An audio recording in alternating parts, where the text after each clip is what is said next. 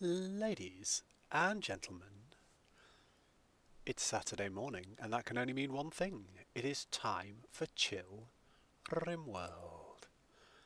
How are we all today? It has been a chaotic week, and as such, it's been a week since we got a stream in, which means it has been a week since we have visited this colony. I have no idea what's going on. I seem to remember a variety of crises last weekend that we are now dealing with the aftermath of. We'll come to that in a minute. The usual focus, Chill Rimworld.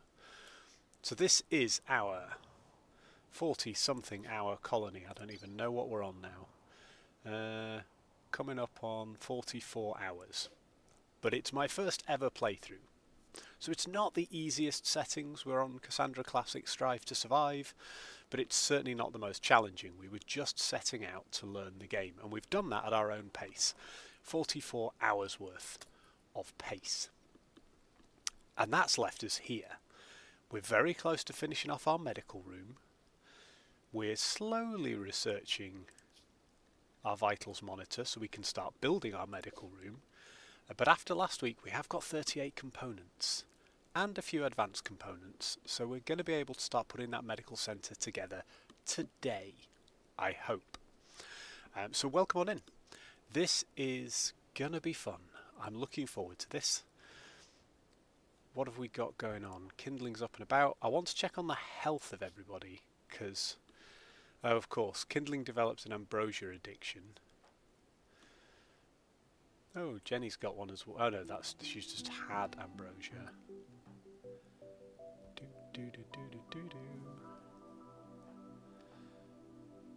Liam has a number of scars now, and his middle toe is destroyed because we had the huge raid on the base that all sort of went sideways towards the end of last episode. So we upgraded our kill box, didn't we? We've gone from a load of wooden spike traps to half wood, half steel. We've added an extra barricade to slow people down and a load more turrets, which I think is significant overkill. And we got our smelter and our crematorium and everything set up over the last few episodes. We seem to have abandoned one of our bedrolls out here, unfortunately, which is a bit of a shame. It's not the end of the world to get to, but it's not the easiest either. We want to think about walling this as well, because it's not particularly secure. They only need to destroy a couple of blocks. So, current plans. We've set up a comms console and an orbital trade beacon, so we're hoping we can start to trade with space and get rid of some of our ridiculous excess of Devil Strand. Everybody's wearing all the right gear, which is good.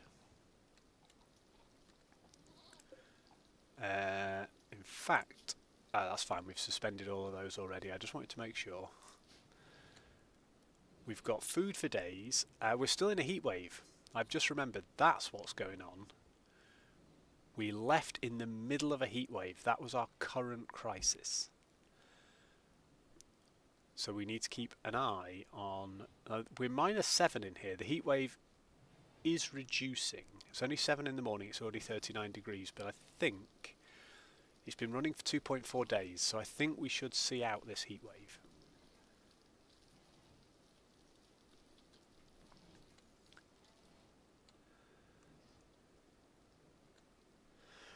Now it's currently the 13th. So in theory, in 5 days, Norland launches. And I'm hoping, I've got some work in, sorted out a few issues. I'm hoping to be able to pick up Norland. And we're like that. I haven't even got to that point of the discussion. I was going to say at some point that this could be our 100th follower stream, and there we are. Bad Gal, thank you so much. Thank you so much. So we've been aiming for 100 followers. I was sort of hoping, I set this channel up I think 4 or 5 months ago, 5 months ago, I think it was mid-Feb. And I said to myself, if we could get 100 followers in the first 6 months, I would be a happy boy. And we've done it in 5. And thanks very much to all of my followers, to my few and dedicated subscribers, but particularly bad gal to you for tipping us over. Now, we still haven't decided on what we were going to do as our 100 follower stream reward.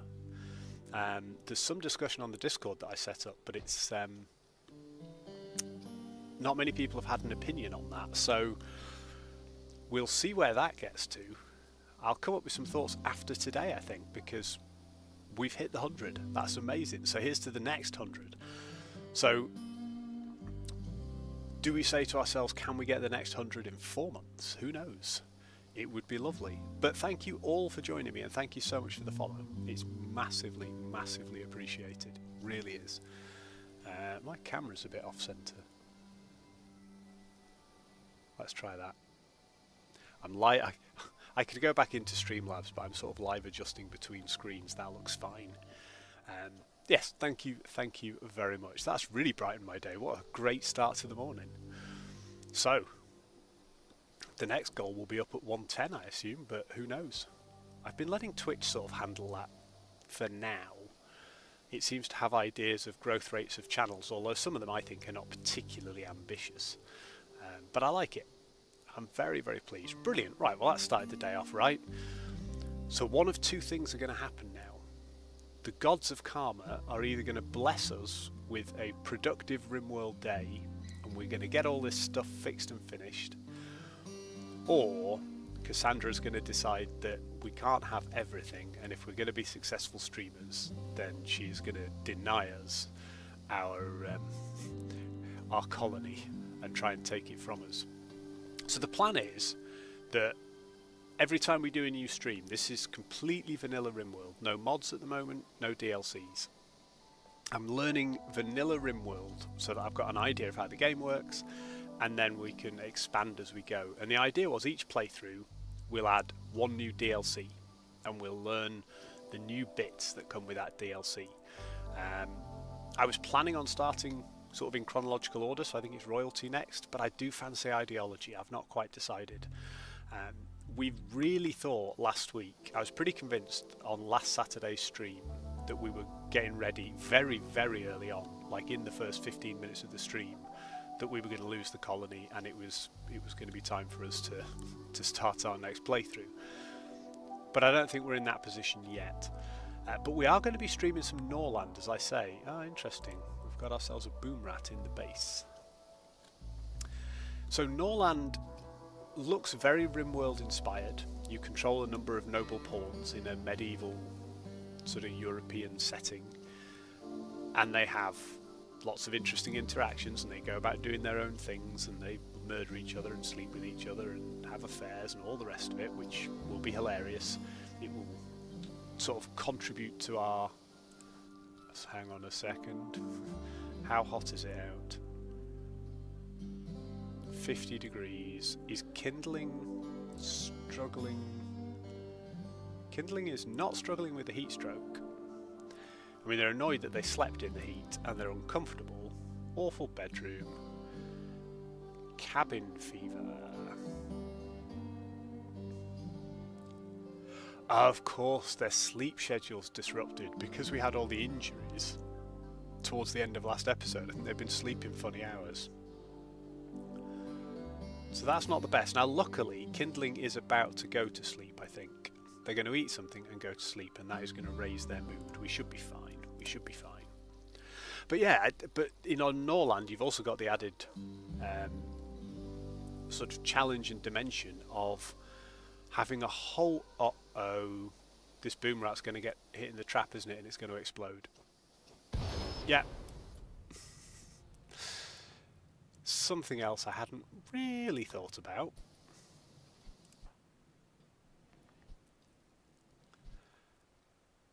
Right, well, while you were busy repairing, you two, you can get busy repairing the things that just got blown up by the boom rat. That was unfortunate. How did that get into the base? That also makes me slightly nervous. Unless it's spawned in our base because it's not marked as home zone. We'll keep an eye on it. Right, Norland, as I was saying. Um, yeah, it's got that sort of Rimworld vibe. You've got little pawns and they're very cute and they go about and do stuff, and it's got sort of political intrigue. The building is slightly different. It's a bit more of a standard kind of RTS dropper building here and there. But you control peasants, and your peasants, please don't come through the traps, Mr. Rhino. Your peasants behave how your lords tell them. So I think the way it works is that you control the lords the same way you do your pawns in Rimworld, and the lords determine how the peasants behave and do their work, and you have to keep them happy and fed, and you've got to make money. But you can make huge armies, and you can have these huge battles. So I think it sort of feels like a mix of Rimworld, which obviously we love. We've done well over 44 hours on stream at this point. Battle Brothers, which is what really kicked this channel off, and a few other sort of little bits. It almost some other sort of Total War ideas where you've got different parts of the world that you're trying to conquer, and Crusader Kings 3 is a big comparison as well, which anyone who's watched this channel knows. I struggle with CK3. I love it. I played CK2, but I find them quite dense and difficult to get into, so maybe Norland is an accessible route. And I'd like to sort of jump on board when it's out and when it's new and give it a good go. So hopefully that is in the future of the channel. Now Lady Luck, I suspect... Oh no. Oh yes, she has got minor heat stroke. Oh god, it's not even that minor. Where is she? Ah right, she's building. Let's draft her. And let's get her to stand in the fridge for a little bit. Unfortunately, it's 5 degrees in the fridge. Now this will cool her down, but it does mean the food is starting to go off. We really need this heat wave to pass.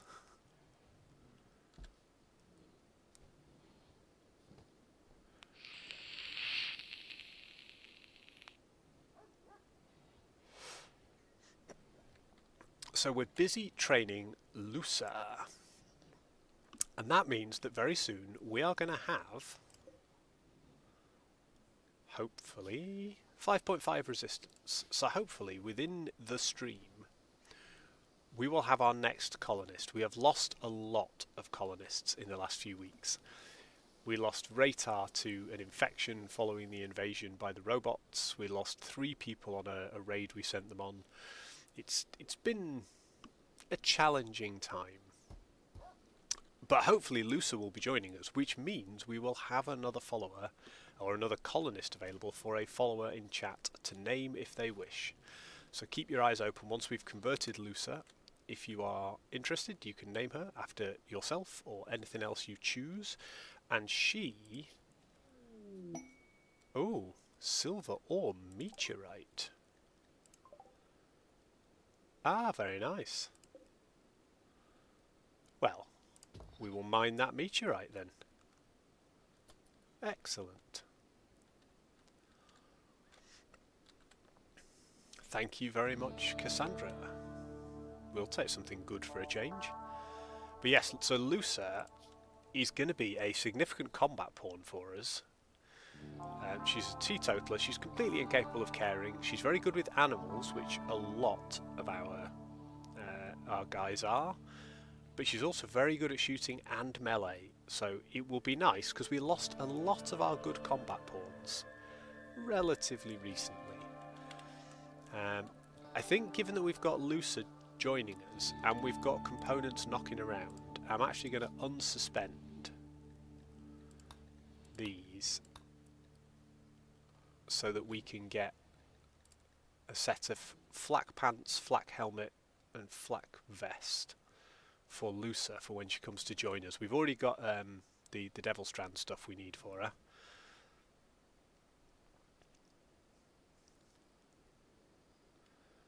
And we've got a hecking great Wodger silver at the moment.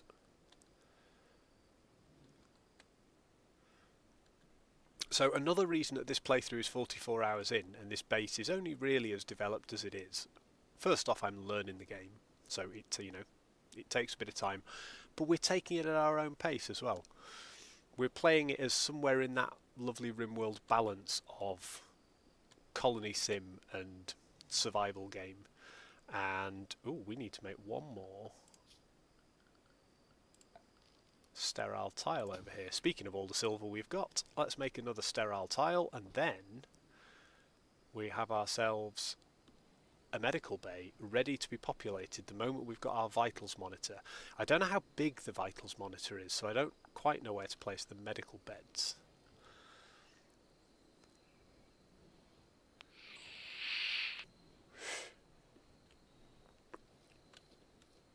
We're also out of wood.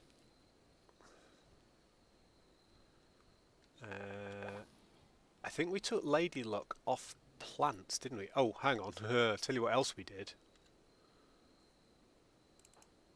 Oh no, it's alright. Lady Luck is doing stuff. She undrafted herself automatically, I think. I think I forgot to undraft her. Whoops. Good for you, Lady Luck. Do what you need to do. Work. Right, Lady Luck is currently on. If we take her construction priority down while we're not really building anything,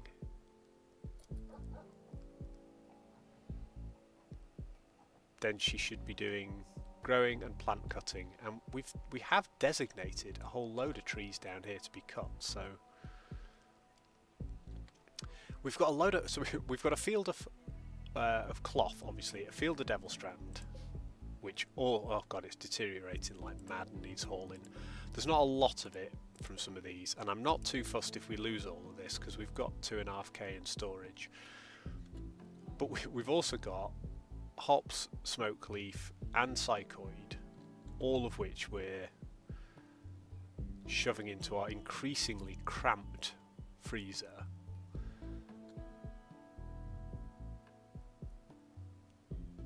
Now I think we said in here, maybe we didn't actually. I think we changed the settings for the shelves in here to say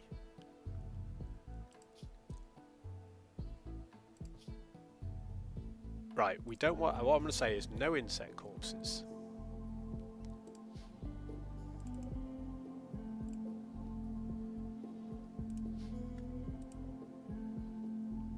Oh god, these shelves are all linked in a really weird way because of the order I built them in, and I've not quite done them the same. So if we do this and we go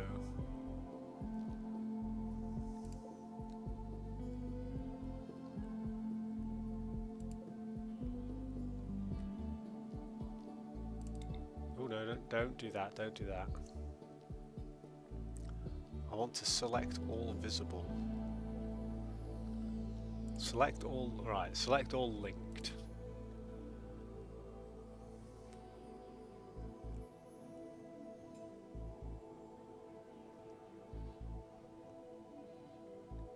I don't want insect corpses in here, you see.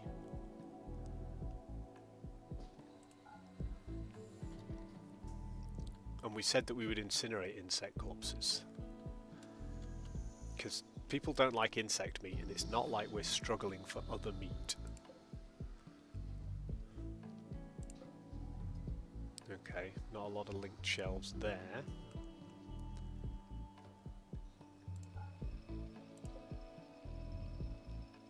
Ah, that one is not linked to anything.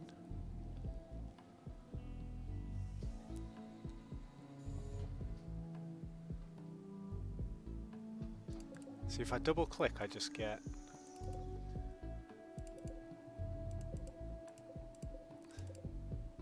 stuff that's on the shelf, which is great, but I want to be able to just select all the shelves in here. We'll worry about that later. Typical Rimworld issues, but we're good, we're good. Well, I think we need to edit the stream info. We need to get rid of a question mark. It's the 100 follower stream. It is not the did we get 100 follower stream. It is that we are here right now.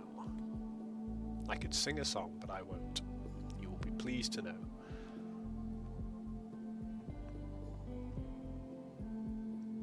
Ooh, we've only got 155 ambrosia left. We grew so much ambrosia at the start of this colony that we've just been consuming it ever since and selling it. We sold a load of ambrosia to buy some friendly assistants. I won't say slaves. They're very thriving, heavily contributing parts of our colony. Although I think they were... Because we've named everybody after followers, I can never remember who the original ones were. I think Andy 1 was one of our first slaves. Unfortunately Andy 1 died, but Andy 2 is now rocking and rolling. Jenny we captured, Kindling we captured, Syl...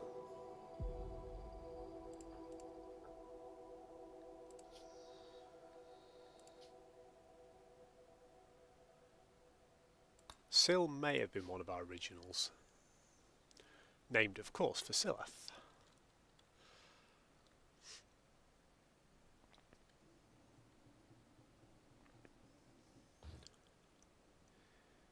Oh, we've got a whole load of crappy weapons and stuff here. So we've been burning all the tainted armour and clothing because we don't need it, we can make our own. And it's been clogging up our inventory. We've got rid of a load of stuff via trade. Oh, we got a minor break risk, which I think will be Lady Luck, probably with... Oh, the heat wave has passed. I was thinking she's not hypothermic or burning to death.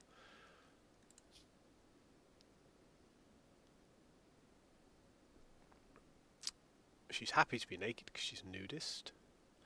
She's been outdoors a lot, which unfortunately she is. She's in serious pain.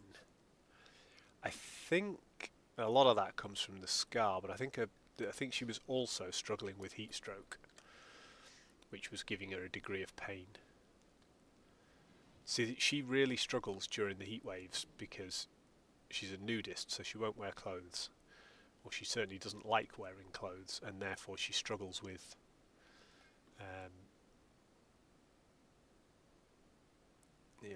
she doesn't get the protection from a lot of the Devil Strand stuff that we've got the rest of the colonists wearing.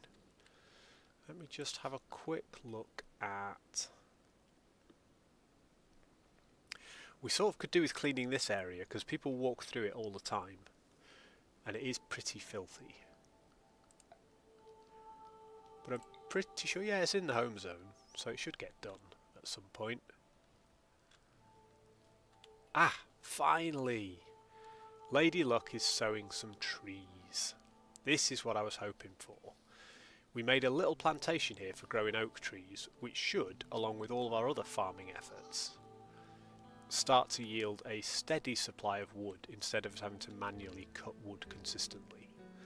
Let's just check on our animal pen. We're okay, we're not exceeding the food because we, as we look in here, we see that we have butchered a lot of animals recently.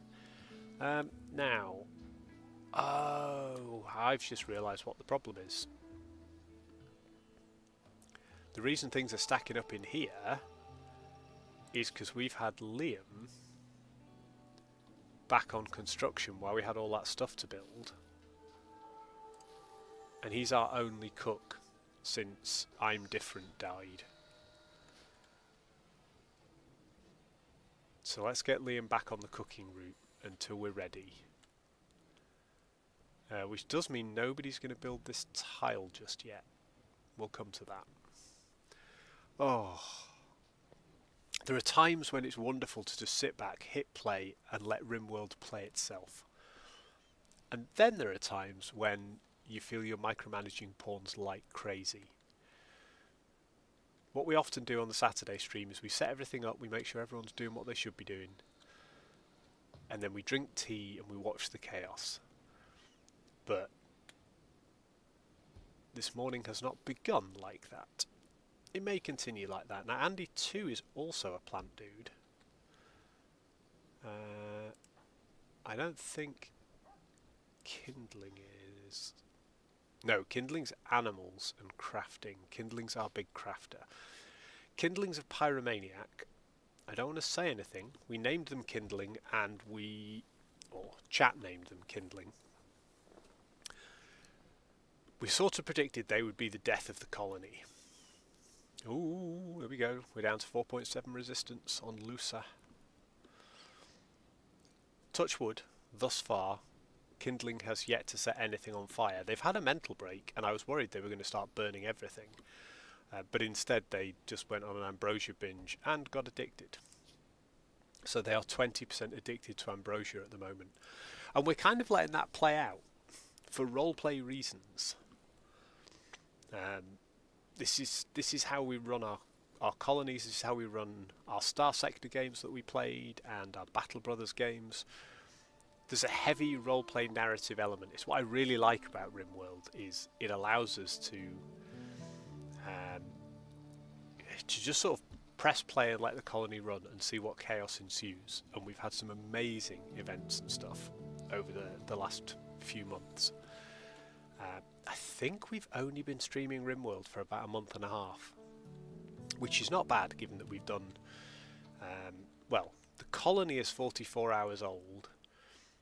The VOD channel on YouTube, I think, has about 50 hours of actual streams in it, between us taking ad breaks and all the rest of it.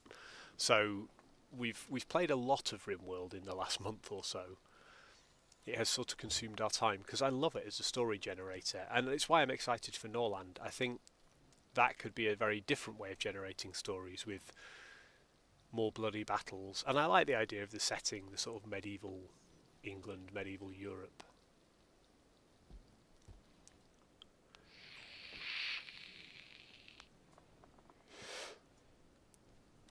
In terms of food, we're slightly low. Oh no, we're not. I'm looking at our various drugs. We're not low at all. We've got like 3,000 corn, 2 and a bit thousand potatoes, 2,000 rice, and then even the meat supply is pretty healthy. And on top of that, we have boars, sheep, all sorts for days. Why is that rotting? Or is it rotting because... yeah, minus 13. I think it's rotting because... what's that set to now? Target temperature. Oops, that's not what I meant to do. I meant to do that. We set the temperature slightly lower for the heat wave. But I don't think we want it that cold, because otherwise Liam is going to be fed up that he's constantly walking through a really cold environment. But as it stands, we've got Liam cooking, and we're making...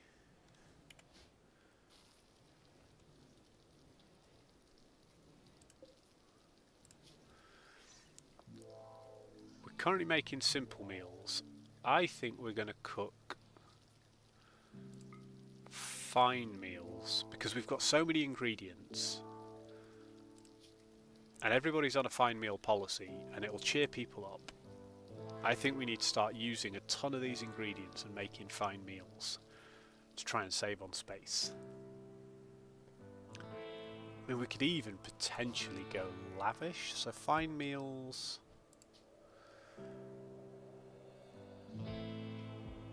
is 1 protein, 1 veg. Simple meals is any 2 nutrition.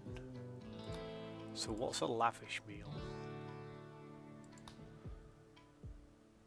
Oh, we can't cook the lavish meal because we don't have anyone with enough skill.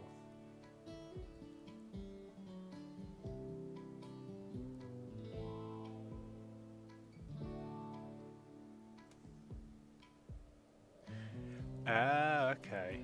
Not quite sure how that works. We're not going to worry about lavish meals for now, but we are going to make 100 fine meals.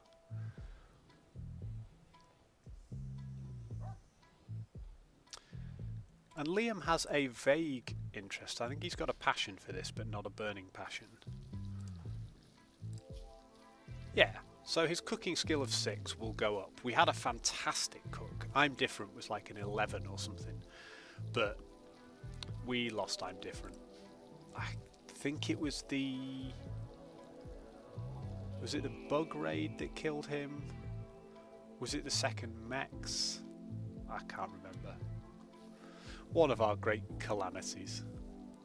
Let's see if we've got any quests knocking around. I can't remember if we do. We went to the peace talks.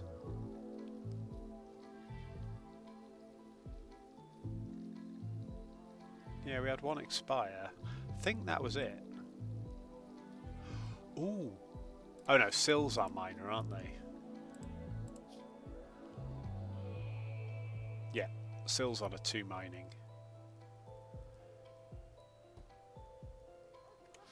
Perfect. Right, where are we at? 3.9 resistance on Lusa.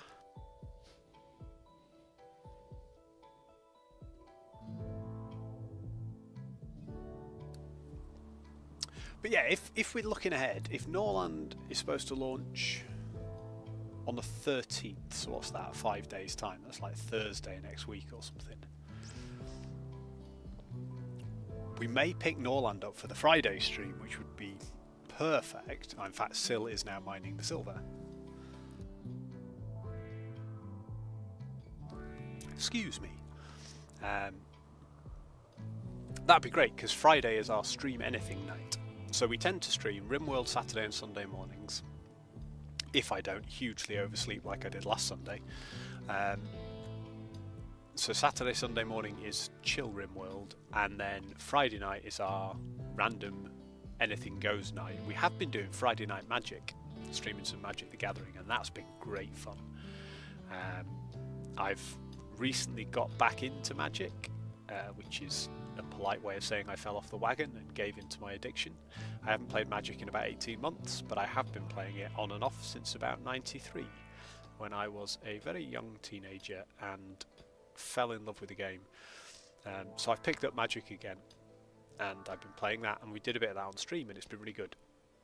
But typically Friday has been our stream random crazy games. So it may be that Friday next week we plan to stream some Norland. If it goes really well and we're enjoying it, we might do some of it on the Saturday, Sunday streams as well. And then, excuse me, we've also got the 4th floating stream slot to reallocate. It used to be Monday night. So we used to do Friday night, Monday night, Saturday, Sunday. But increasingly I think the Monday night slot is not great, because it's the one that always ends up getting bumped, moved or cancelled.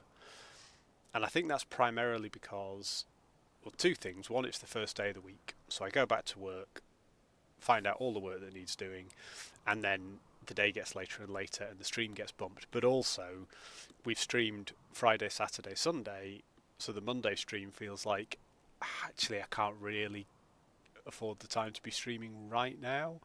Maybe this one gets knocked. And we've done it on a Tuesday morning, we've done it on a Thursday, Tuesday evening, number of places. I can't do Wednesday nights, so I'm looking for another slot in which we can fit that Monday stream, because I think 4 streams a week is nice, especially if we can space them out a bit. But I like consistency. We get consistency with the Friday, Saturday, Sunday streams. We didn't have a Friday stream yesterday, but the last week has been disrupted by a number of personal issues. Unfortunately, I am not a pro streamer, so life has to take the priority. Although, you know, I've got 100 followers now, so I'm something of a streamer myself. Did we move a shelf in here? Yes, we did. I just spotted a slightly different coloured piece of floor tile there, and it's because it hasn't got the storage zone in it. Right, Kindling has made a set of flak pants, good quality, a flak vest, and is now presumably making a flak helmet.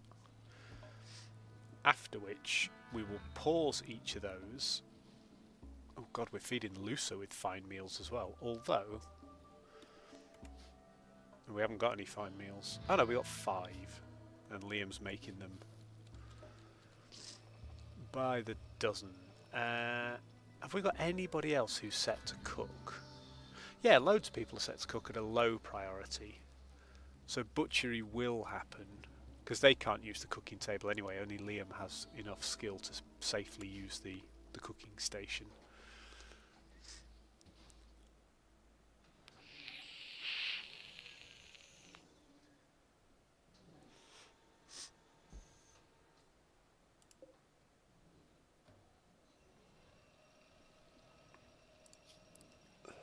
I think what we will do is we'll make fine meals and psychite tea, is what we will do.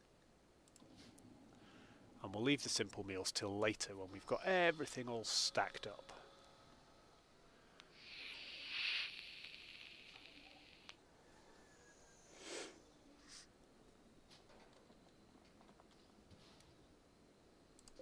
Oh, we got our books on the bookshelf finally as well. Excellent. I hadn't even noticed that had been built. Now what we do need to be mindful of is none of this construction is getting done. None of it's essential, and we don't currently have any wood to do it, which is why it's a bit of an issue. But we will hopefully get... it's only 58% grown, fair enough. We'll hopefully start to be getting some wood in at some point. I'm not rushing to make the wooden floors. I want the wooden floors because I think we've roofed all these areas. Yes, we have. So this is nice, and it will give us some clean walkways around the medical room and around the base. Ooh, Kindling's created a masterwork steel flak helmet. Well done.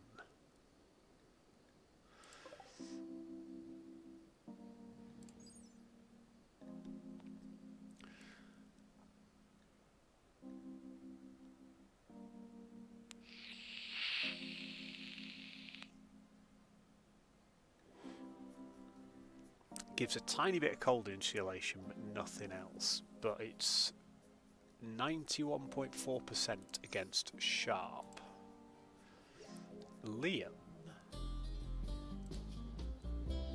currently has a normal quality one, which is only 63% against sharp.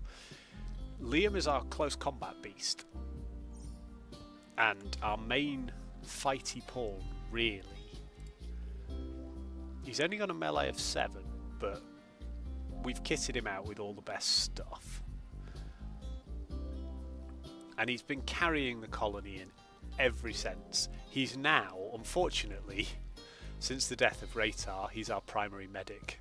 Since the death of I'm Different, he's our primary cook. He's always been our primary construction pawn. Well, since way back in the day when Jackie died.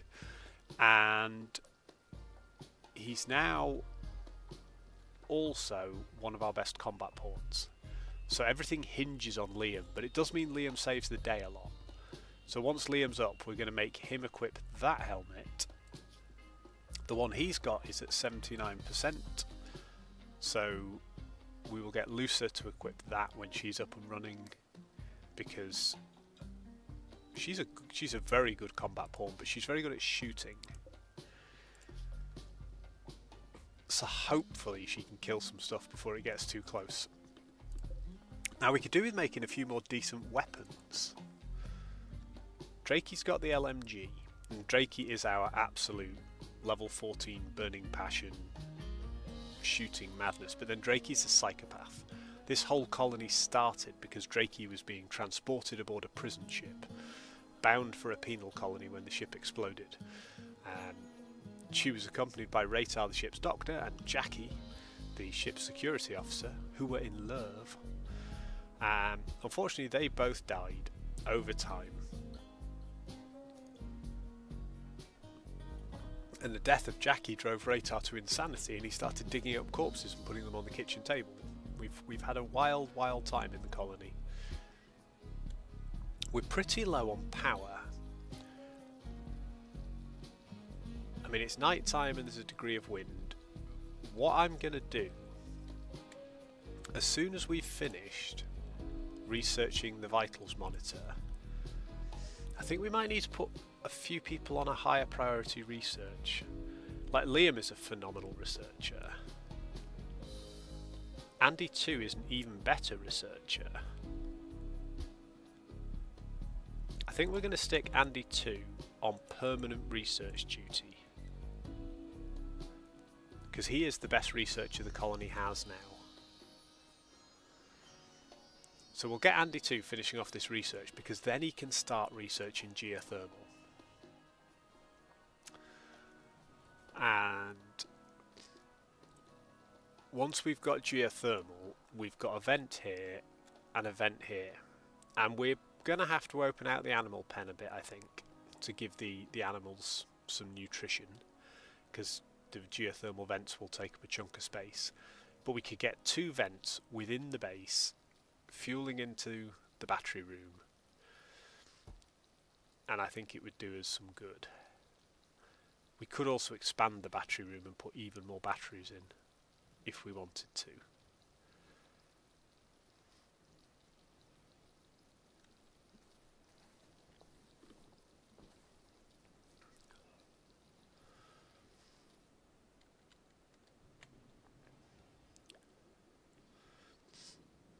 There we go, Andy 2 is now researching. This will just roll up now. Yes, perfect. We're also researching moisture pumps. Mainly because we have a book to do it and people have been doing that for recreation. But yes, once we've done that, geothermal's 3200 research, which for Andy is not a massive deal. It's really not. Now, Lady Luck, you're going to cut the grass in there and start sowing them. You go and do that. I'd like you to do that. Liam, what's Liam doing? When Liam has finished playing horseshoes, we're going to make him equip the helmet. We're going to get him to finish off this. In fact, we're going to just shove him. We haven't got any wood to do the rest of it. We're just going to make him finish this, so that we have our sterile room. Because nobody's going in this room now. So once this is constructed, we've got our medical facility, other than we don't have any medical beds. Now we could make some medical beds in here.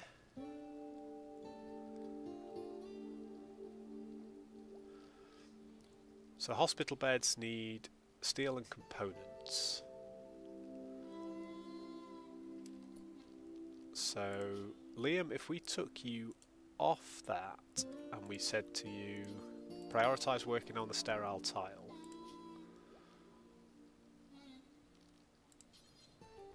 And then what we could do is, again, no idea how big the vitals monitor is, but if we build these beds, we can sort of move, you know, once they're built, we can move them somewhere else once we've got an idea for the vitals monitor.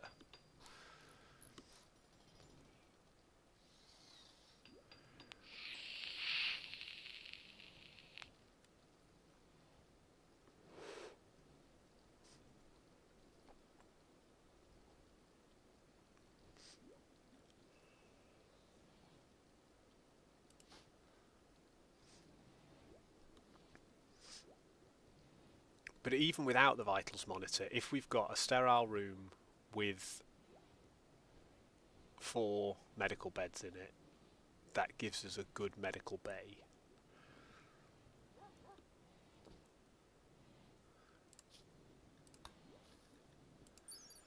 And the vitals monitor is increases 10 quality, surgery direct chance and immunity speed gain when placed directly adjacent to a hospital bed. Only works for hospital beds. Attaching more than 1 vitals monitor has no effect. So we need all the hospital beds attached to the vitals monitor. That's fine. And the vitals monitor requires 3 components and 50 steel. I thought it was going to need advanced components, but obviously not. We're okay there then. So that will not be bad at all. And here comes Liam with the components.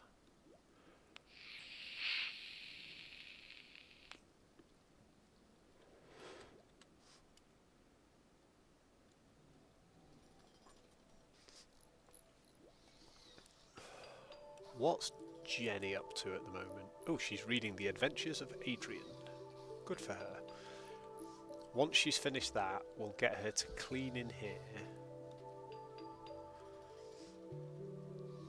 Because once again, it's got just a little bit dirty. Oh, look at that, our first ever proper hospital bed.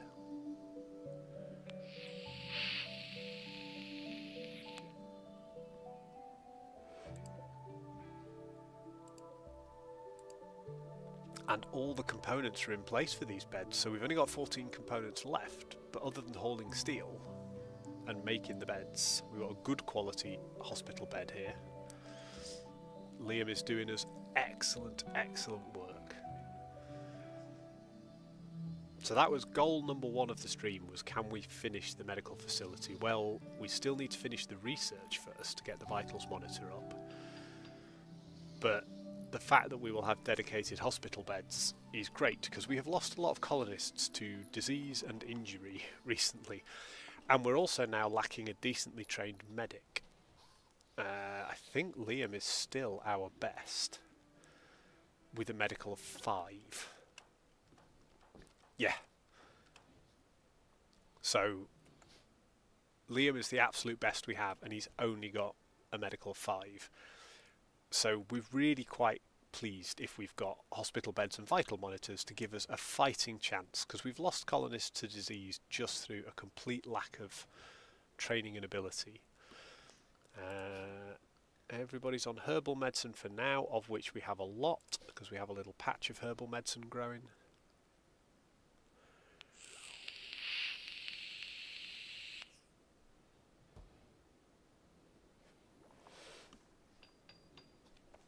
Right, we are 10 minutes away from the ads, which means that any time between right now and about 9 minutes we'll probably get ads. Because Twitch is deeply predictable. So when the ads roll, I will pop up the ads little window, so you'll get to see the stream still, but there'll be a warning for people who've not aware that we've got ads going on. Jenny, don't clean there. Where is she? What's she doing? Clean the hospital, please, Jenny. I love that the game recognises that we've got sterile tiles and hospital beds in here. Primarily, I'm assuming the hospital beds, and therefore this is a hospital. It's designated it the hospital.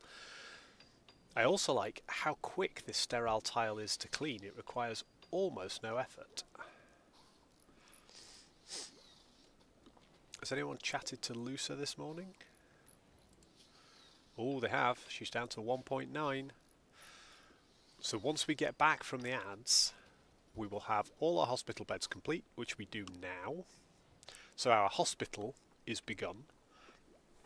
And once we get back from the ads, we will have, hopefully, Lusa ready to recruit. The big question is, do the gods of Rimworld take great offence at us gaining another colonist? And is that going to mean that we instantly get a raid and lose one? It's happened many times before, but we're still here. We're not trying to escape the planet in this playthrough. We're not trying to build the coolest, weirdest base. We're trying to learn the game, and we're just chilling. Our pawns are sitting around, doing what they do, and living their lives. That's their sole and primary purpose. We've also got a complete spare bedroom since Raytar died. So once Lusa is recruited, she can have this bedroom, and we can then save the prisoner bedroom, which is nice. And we can always drop more beds in the prisoner bedroom if we need to.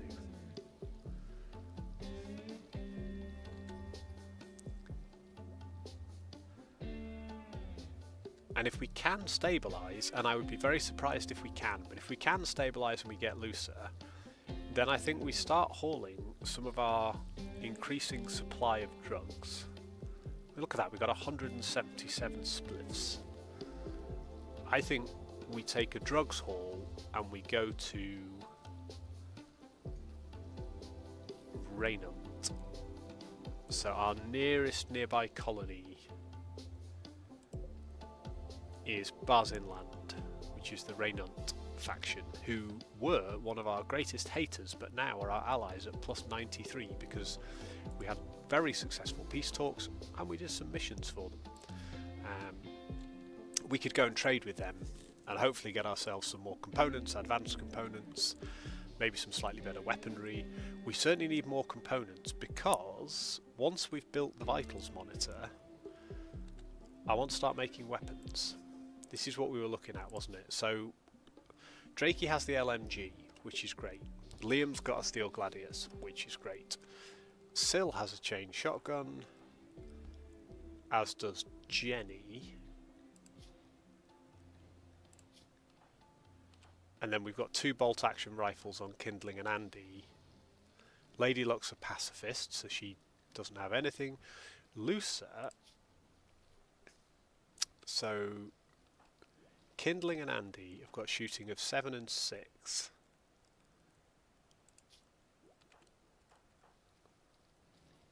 And Syl has an 8.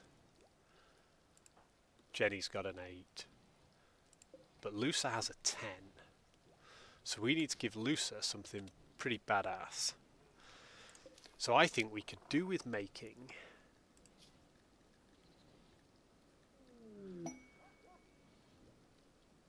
Oh, before we start making stuff, we've got a combat supplier from Raynant. This could be very useful. So I believe Jenny is our best social pawn now with a social of 7. Yes, Jenny is definitely our social pawn. Jenny, go do some trading. We have cash for days. We have, if they're interested remotely in cloth and fabrics, we've got a ton. We sold almost all our cloth last stream. We're not going to do this trade just yet. What I'm going to do... See, Twitch is saying 7 minutes to ads, but normally they happen 5 minutes early, so we could only have a minute or so. And I don't want to do this trade during the ads. If the ads come up, we'll pause, I'll get a cup of tea, and we'll do the trades in a bit. But let's just see what they've got to offer, because we could get some great weaponry here. So they have, right, they've got medicine, proper medicine. I would like all of that, please. They've got a slate club, a wooden mace, a steel breach axe. How does that compare to the gladius that Liam's got? 4.94. I don't think it's as good. Steel longsword is good. We might get the steel longsword off them. We've got a whole load of crappy weapons that we just don't want, that we can sell to them. And then they've got heavy SMGs. And these are great because these are expensive and we want to ditch a load of our sort of silver and supplies and stuff. They're not interested in any of the vast stock of drugs and things that we've got, unfortunately.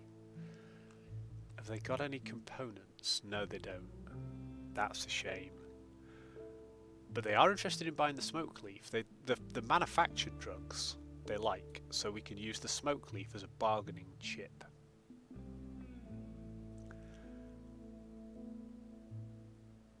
Okay. Right, so let's just ping them all of this stuff that we really don't want. Might keep... I don't even want the great bow. This is just taking up space in our inventory. Revolvers, auto pistols, machine pistols. I think the machine pistol is like 4.5 DPS versus the auto pistols a little bit more, versus the revolver, which is, yeah, they're all much of a muchness, really.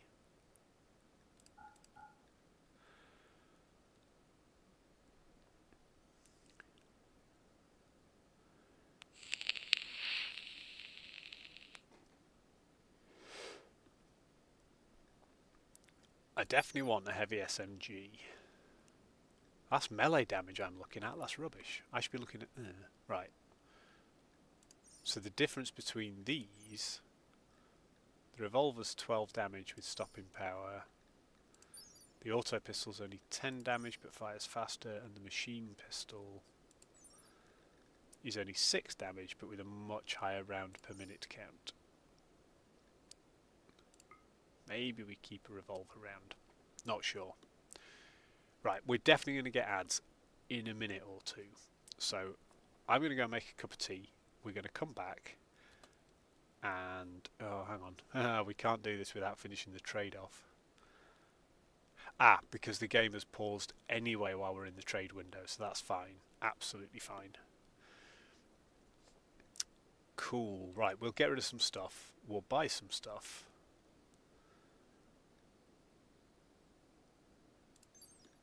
Steel longsword is 8.6. What is Liam's Gladius? 9.3. I thought the Gladius was better. Okay. Right.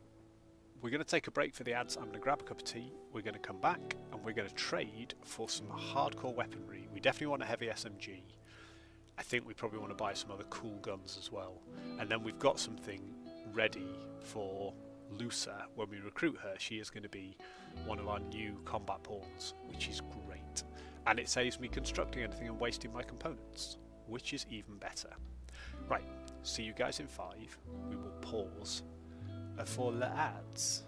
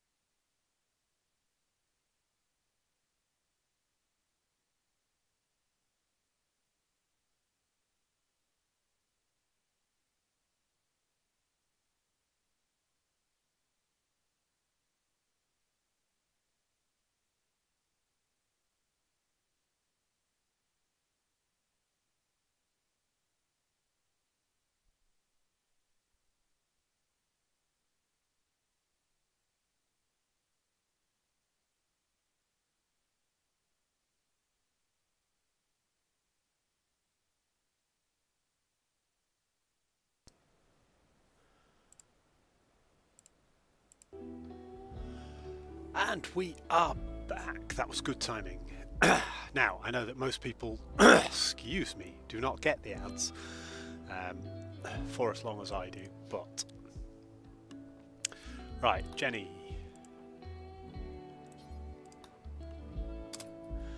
Let's get this trade done. So, we were saying we want all their medicine. We want...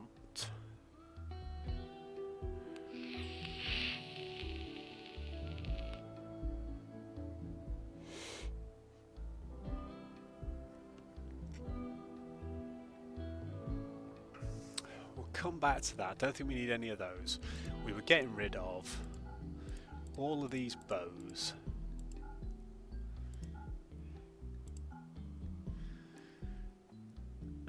We were getting rid of the pistols.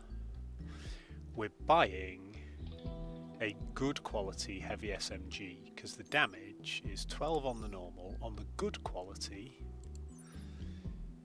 it's about the same. I think we should buy a couple of heavy SMGs. Flak vest, flak pants, we can make ourselves. Now, steel plate armour.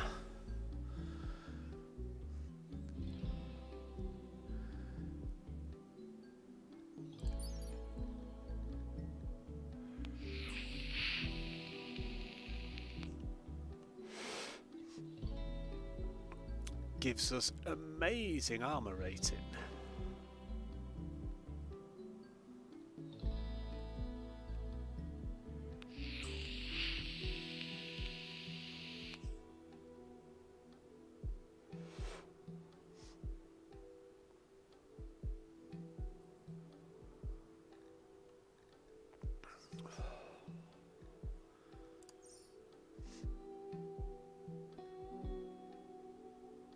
Ooh, a recon helmet. High-tech armoured helmet.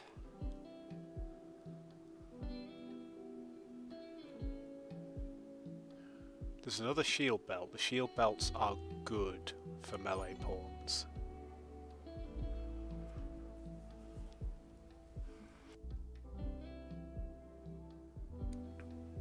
So this is 92% against sharp compared to the flak helmet, which is only 63%. So the recon helmet's really good. We know we like a shield belt.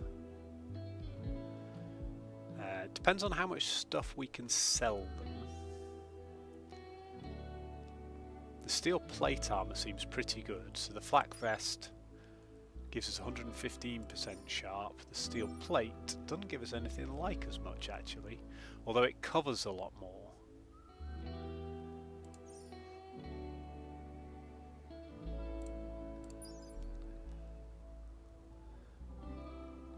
But it, right, plate armor only requires a great big chunk of steel. So we could make our own plate armor without even wasting components. But I do fancy the recon helmet.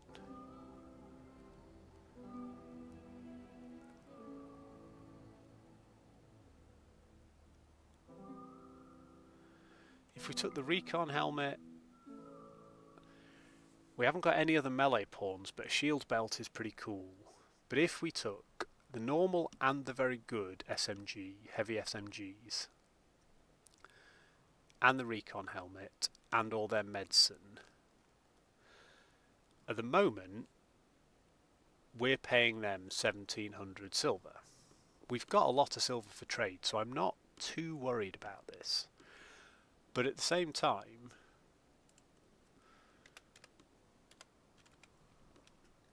if we gave them 100 smoke leaf joints, if we give them all our smoke leaf joints, we're not spending anything like as much. But we don't want to do that really. If we gave them like 157, leaving us with 20 smoke leaf joints, and we've got a lot of smoke leaf to make more,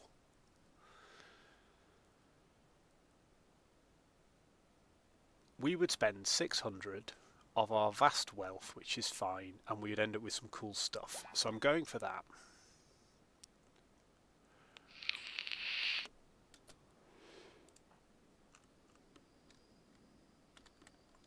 I want you to prioritise hauling the medicine, please, Jenny, first. Liam, I would like you to wear the recon helmet.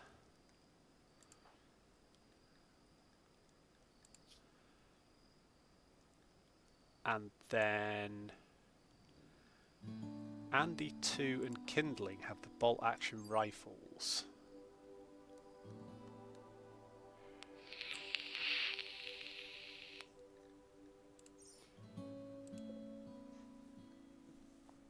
I want to haul one of these because I want to give it to Lusa when we recruit her.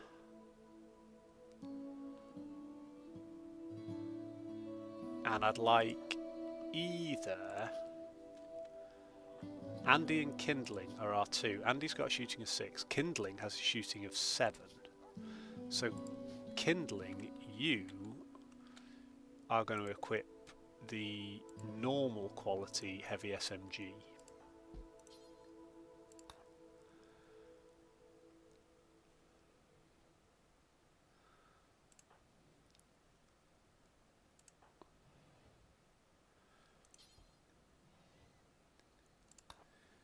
We want Drakey to haul that, and then the other one,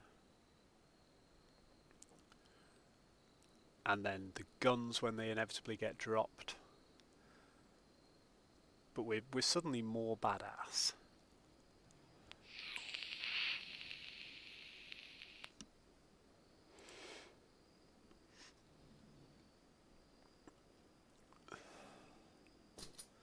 So Kindling equips that.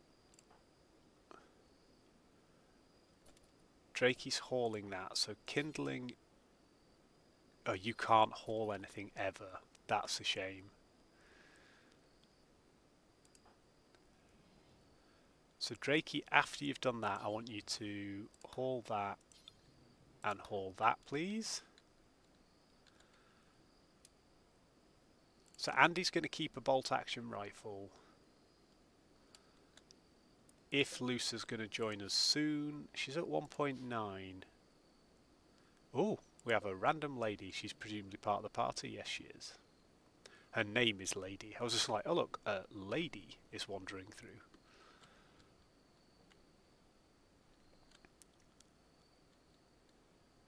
Well, that's nice. We've hauled the medicine, which puts us up to 47 normal medicine, which is great. To go with our medical bay, we are going to be in Heel Town. Kindling's now got a normal quality heavy SMG. Drakey's holding the good one back. We could give that to Andy too in an emergency while we're waiting for Lusa, but as soon as Lusa joins us, she's getting the good quality heavy SMG. Drakey's going to continue to haul those.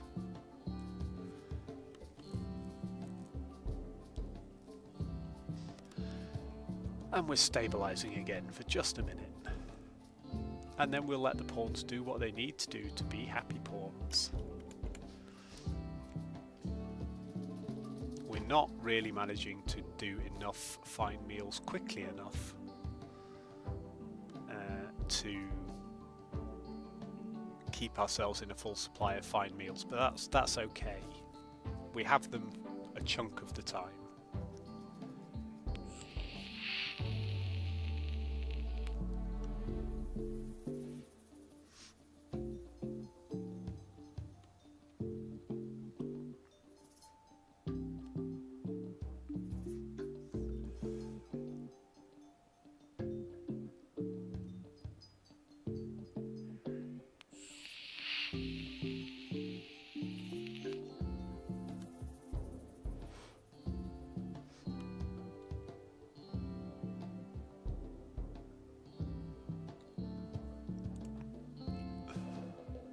Kindling's making more smoke leaf, which is great. Oh, we need to be careful because this is full now. And if we're not careful, I think we need to trade a load of our food goods away.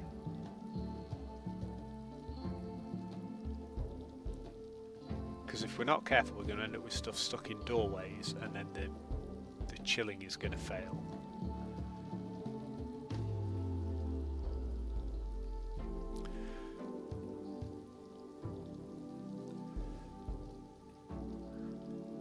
think we do what we did before. We trade away all our hops.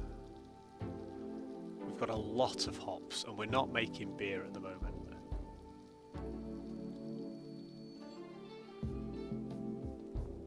I think we might want to make a tiny little chiller room in the corner of here to keep medicine in, so that the medicine is easily accessible for people being treated. So the way that we would do this, we could do... I want to see how big the vitals monitor is first. I think it might be 4 squares, or it might just be 1, I'm not sure. But once we've got the vitals monitor in, we know how big this area is going to be.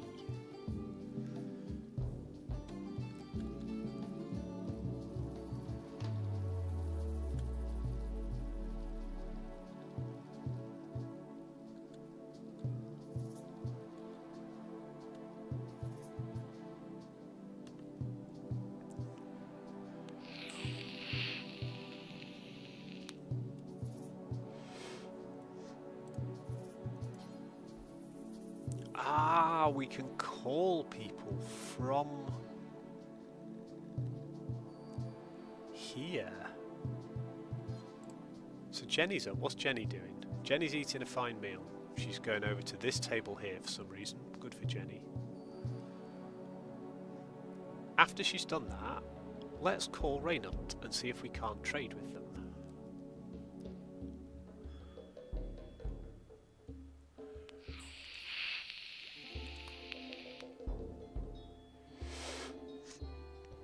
Never done this before, so I shall be interested. Jenny... yeah, she can call... We've got some neutral factions, we've got some hostile factions. But let's call Raynant and see what happens. Right, Jenny, the animal farmer. Zero Maker Tachikoma greets Jenny warmly and asks what you can do to help. We can request a trade caravan. Or request, and it costs goodwill to request trade caravans or military aid. But we could request a trade caravan from Raynant and sell a whole load of our stuff. So they will turn up in a little bit, and then we will sell them pretty much everything we can. So we're not going to do that. We're going to send our own trade caravan instead, because we've still got dromedaries for days, so we've got plenty of animals for hauling stuff. Hey, Liam's throwing a party. Of course he is. Liam's the man. For a minute I thought Liam was throwing a party in Lusa's bedroom, which would have been interesting. Ah, I thought Jenny was busy interacting with Lusa. She's talking to her, but I think she's mainly cleaning her room. Oh no, she is attempting to recruit.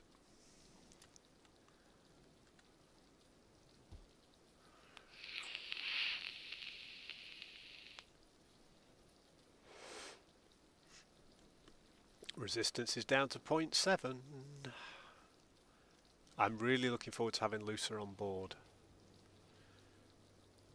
because Lusa in full combat gear with chain shotgun. We've got an excellent steel flak helmet and an excellent steel flak helmet. Drakey's wearing a good steel helmet. Didn't we make a masterwork? Oh, we did, and guess what? Lady Luck put on the masterwork steel bloody flak helmet, as she always does. She always ninjas the best flak helmet, which I can understand because she's a nudist, but she's also a pacifist. So I want her to drop that, and I want the next most important pawn to put it on. So you're going to drop that, and then we're going to unreserve it, and oh, Drakey's asleep.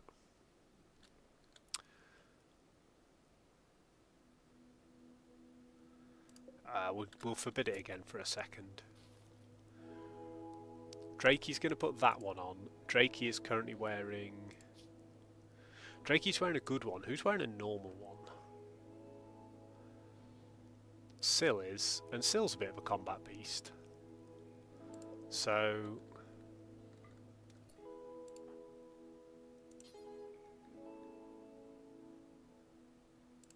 wear the masterwork helmet.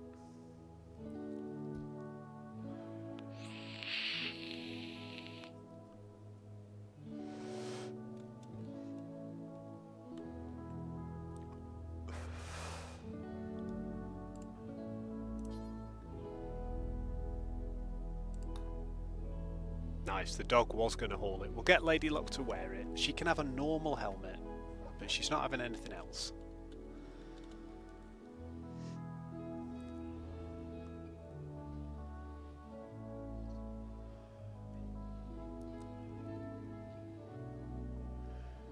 Who's doing nothing? Lady Luck. No. Where's Jenny? Jenny's cleaning trash.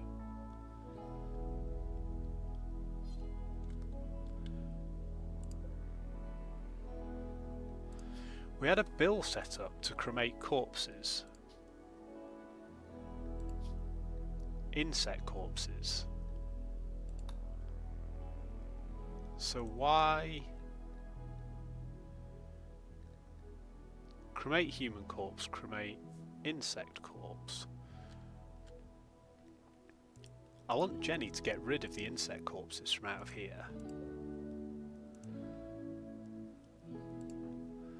What I don't get why she can't cremate them.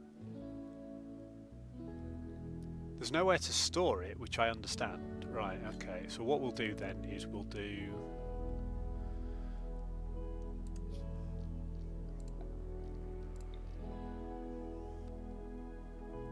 have a little stockpile zone here, and we're going to store nothing in it apart from insect corpses.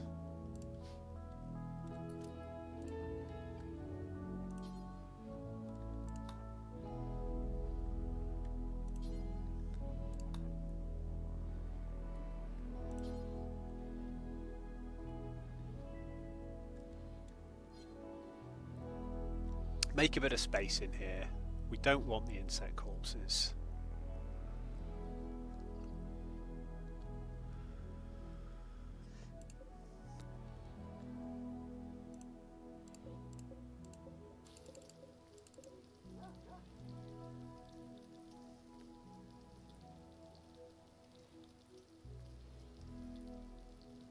I want to ditch the insect meat. So we could put that in here as well, couldn't we? For now, because we're flush with what we need, we could say all insect meat can go in there. Then we could. I want to select all the shelves.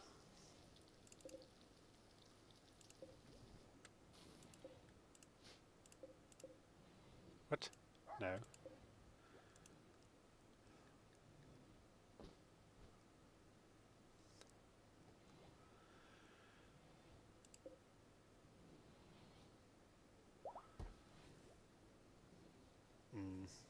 I don't know. I'm completely. We've got so many shelves in here. They're really hard to select and interact with. Because if we do that, we don't pick anything up.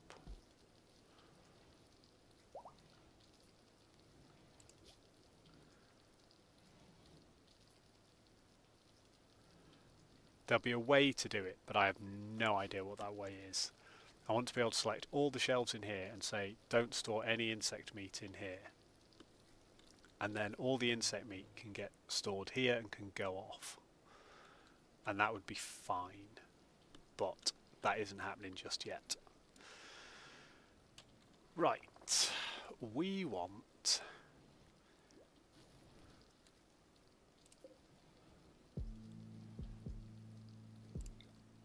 to build a copy of that. Like this. Or we could make a little separate room on the side, couldn't we? That might be the way to do it, actually.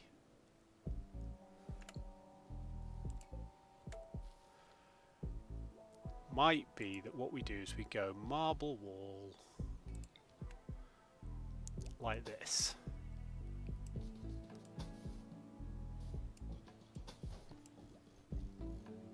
With... oh, okay, Liam's already building it before I've even finished designing it. Bye bye trade caravan from Raynut, thank you for joining us.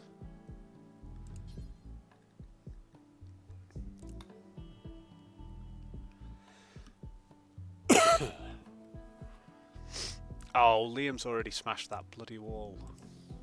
He's way too efficient. Build it back up, please. So what we would do is we'd put a single chiller in here. We'd floor it with more sterile materials. And then we would put shelves in there.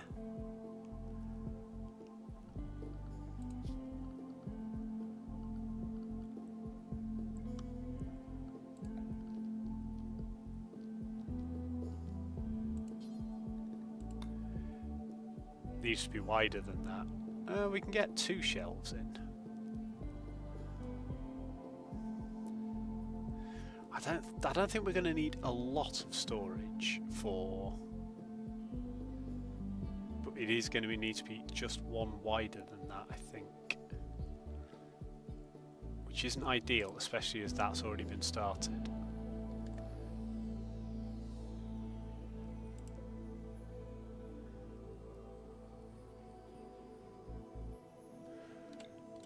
Right, let's just plan this. If we do that, and then we do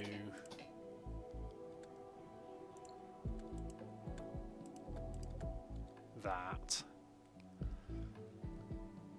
and then we were to put in there steel shelves,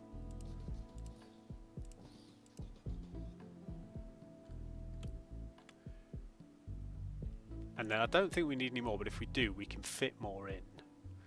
And then we would go...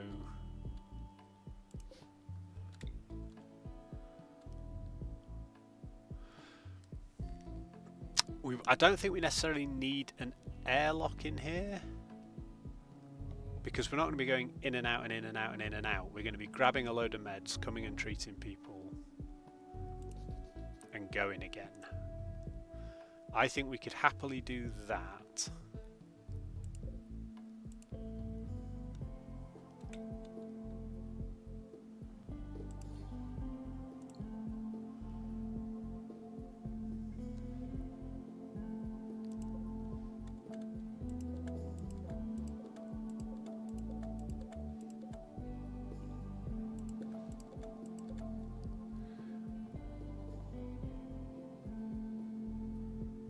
Right, so Liam can be doing that.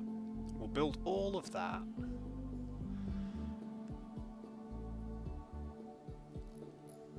And then we want...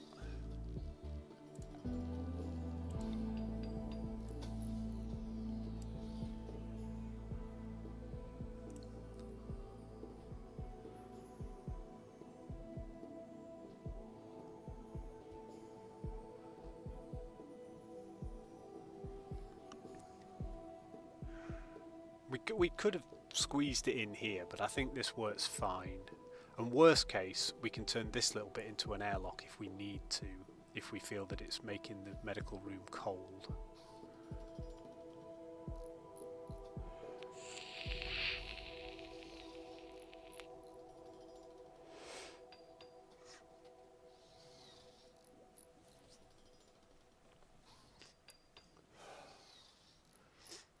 And then what we'll do is we'll designate those shelves for medicine and we'll put them as highest priority. So all medicine should go on there.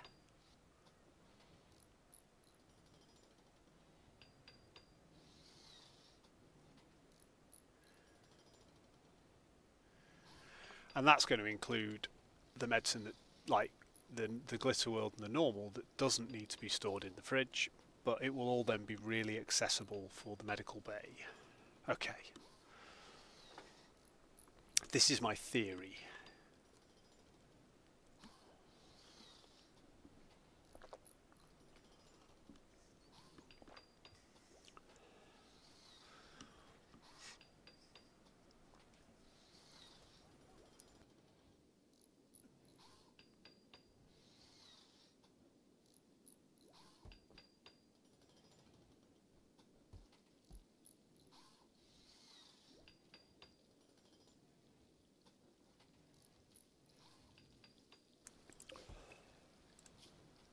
Oh, Lucer's resistance has gone.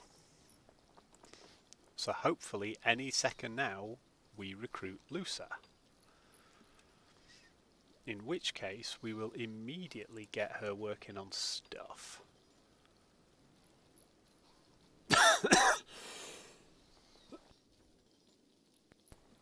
Oh, it's the usual early Saturday morning cough and choke.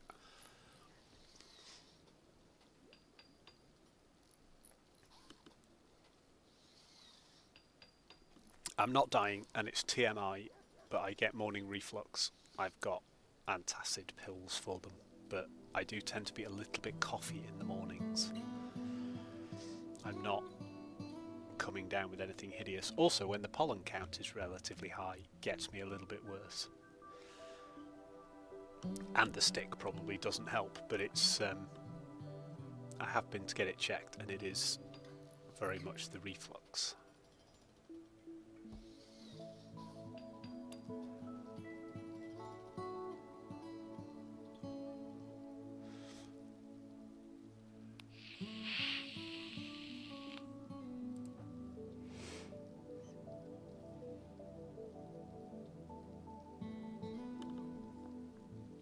Oh, interesting.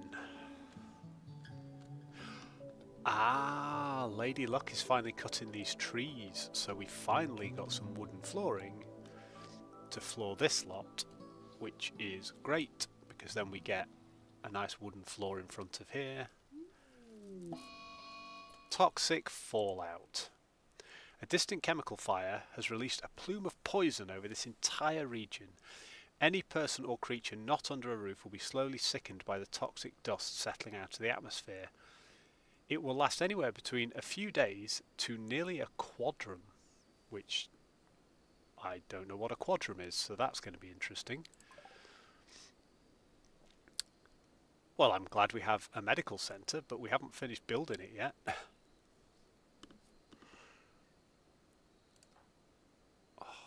Right.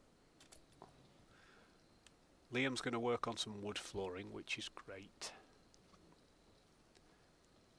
Technically he's under a roof, and now he's going to bed. Well, everyone can go to sleep, that's fine.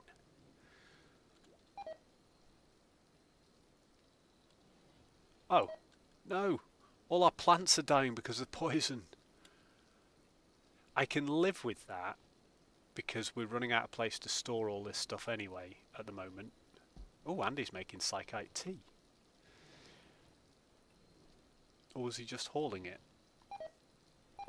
Yeah. We're going to be very glad of all of the stored materials. We've got a vitals monitor. Right, to the research screen. Geothermal power, please. Right, this will be interesting, because it will depend how long this toxic fallout lasts. And how badly it kills all of our crops.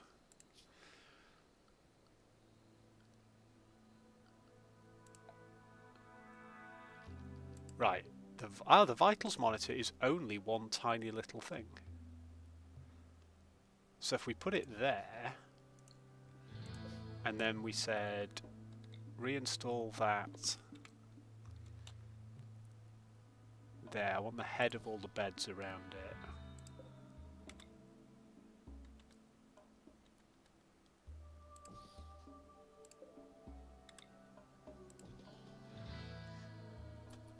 So that would be our little initial medical bay. We have a vitals monitor with all these 4 beds attached. I think that's fine, as long as you can get access to it. And we can beautify this room a little bit for people recovering as well.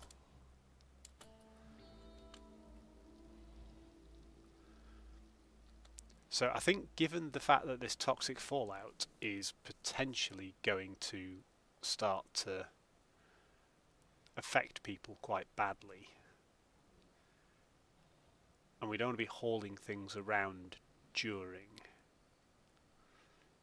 we maybe focus on getting the beds up and the medicine.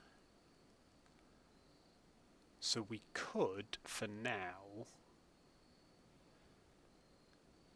I think what we do for now is we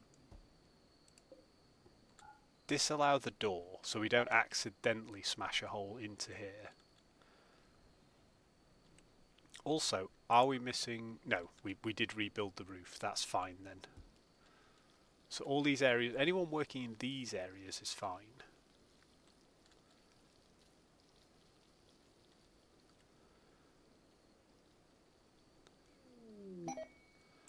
Ooh, a stash of valuables. A psychic shock lance. There may be an unknown threat.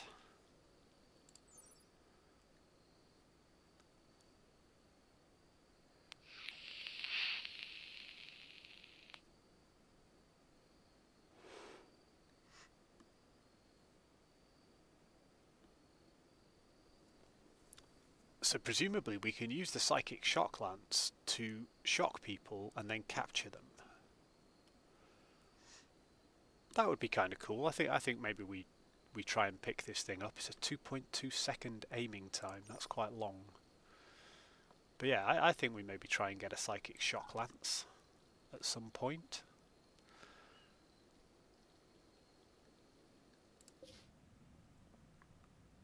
Ooh, it's a long way away. It's not the end of the world, but... And we could trade with Raynant on the way. So, it could be worse. Could be much, much worse.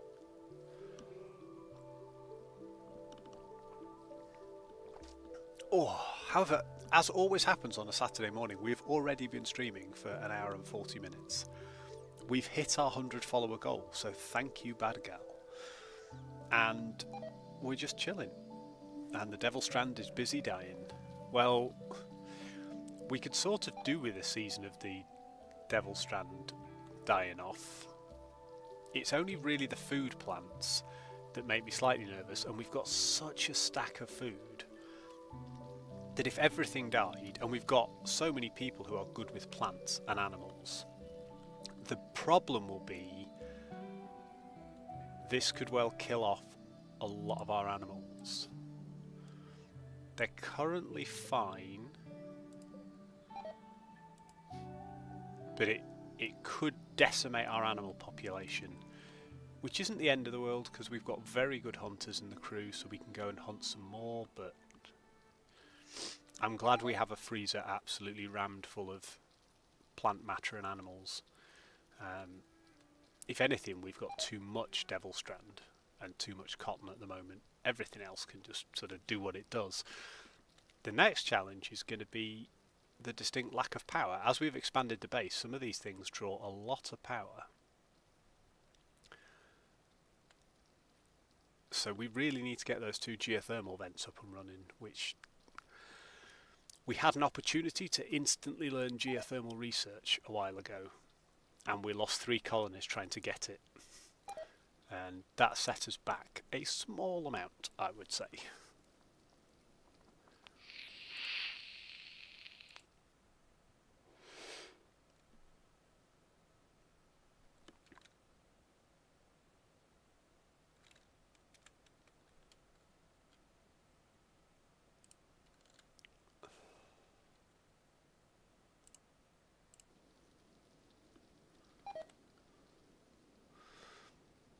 The problem is, the toxic cloud is killing all our oak trees, which have taken us ages to sow, and will take ages to grow as well.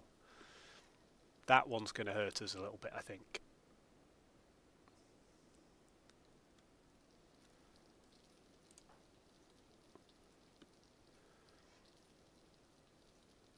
Ah, so Liam is reading The record of advances in grotesque moisture pumps.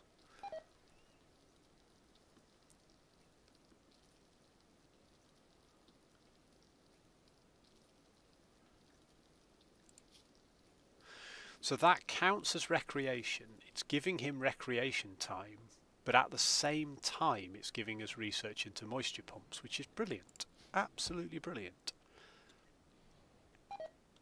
And we could use moisture pumps because we could pump out some of this area that we can't currently build in.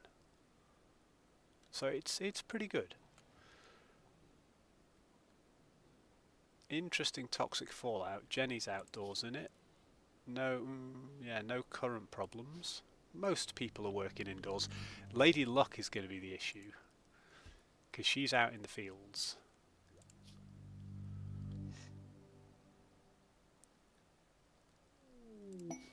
Ooh, combat supplier. A trade ship is passing by known as Black Crane Solutions. They're a combat supplier.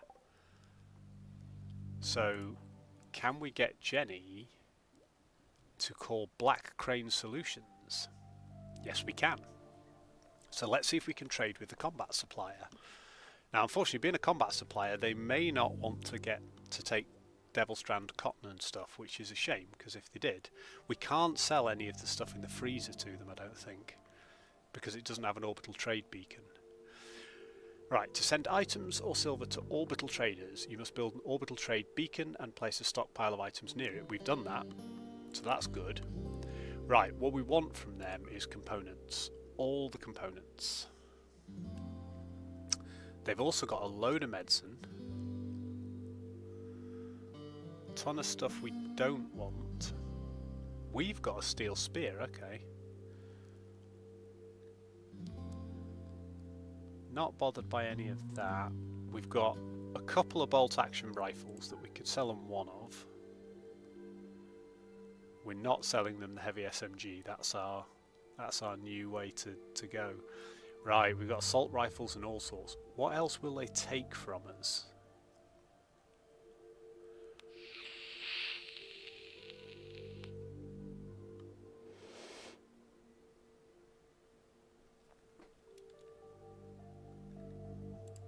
I'm slightly concerned. We've got a number of steel flak helmets. Why have we got... We're not still making them, are we?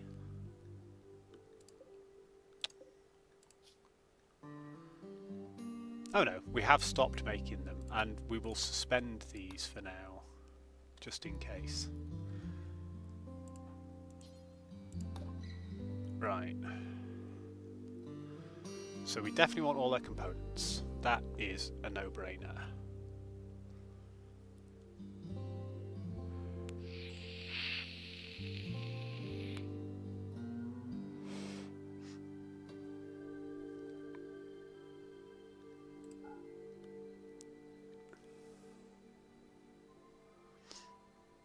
There's a Masterwork LMG.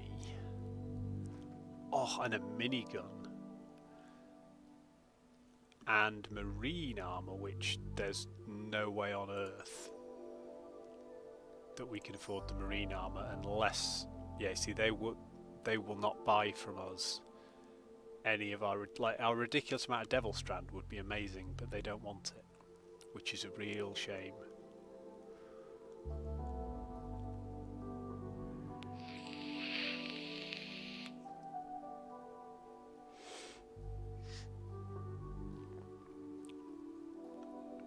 So right now, if we were to buy from them, if we were to sell them our bolt action rifle and our steel spear, and we were to buy from them all the components, it would cost us a chunk. And we're only getting components in return.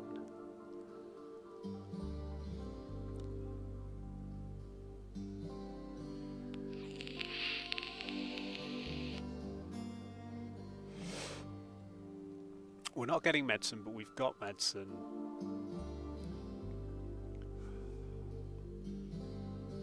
It would be nice to get an assault rifle, but then we're really low on silver and we need to do the floors in here and all the rest. I think that's fine for now.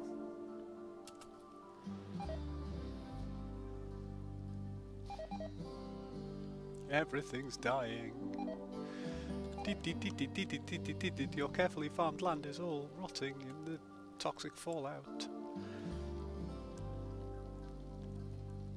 Oh god, items outside will corrode. Does that include things like the steel? No, but the marble chunks are. The granite blocks aren't.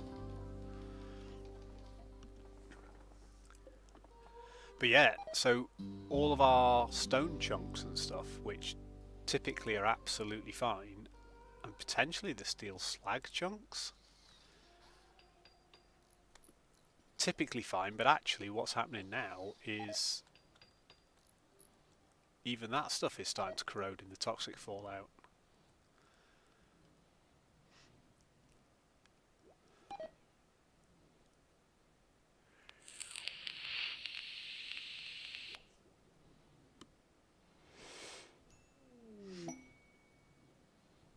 Hey, we got Lucer. This is perfect. I don't know why she joined Sill's community. Like, Sill was nowhere near an original member, but apparently Sill is definitely the boss. So, two things. Right, she's going to wear a steel flak helmet, but I want her to wear this one, actually. And then you're going to equip this good heavy SMG.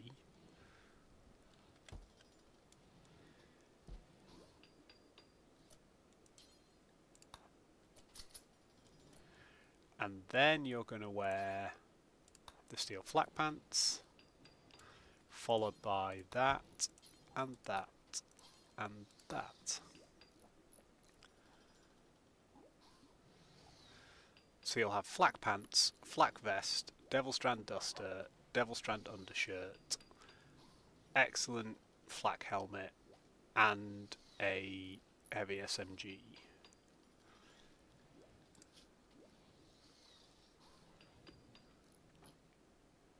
Oh, hyperweave pants. Why is Drakey not wearing flak pants? Did they take them off because the quality of them dropped or something?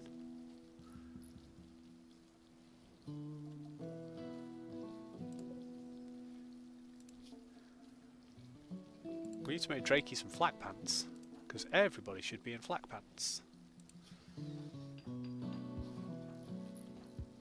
Yeah, everyone else is.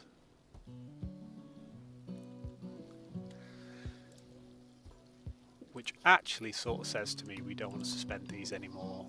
We're finding ways to get components. Let's make spares, because we're getting rid of our old crud.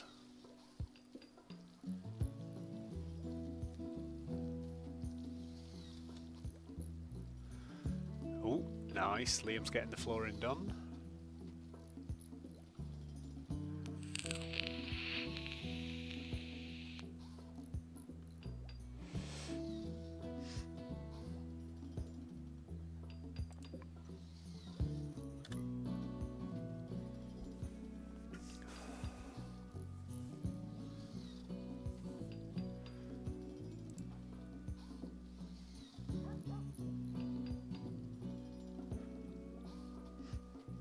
Ah, Jenny is hauling steel to the shelf, which is nice.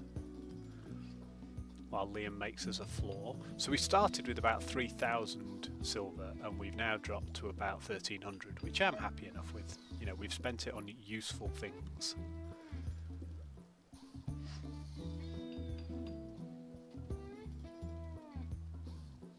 Da, da, da, da.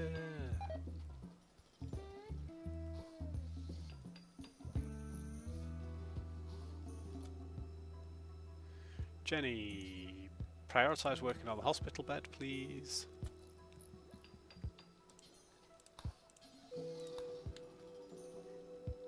Actually, no. Belay that last one.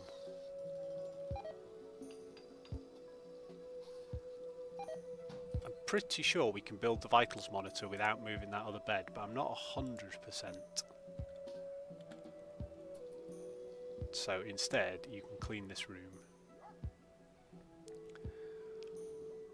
Oh, I see. We're hauling the silver to that shelf. Right. those 3 shelves. Can I include this other one? It's not even blueprinted yet.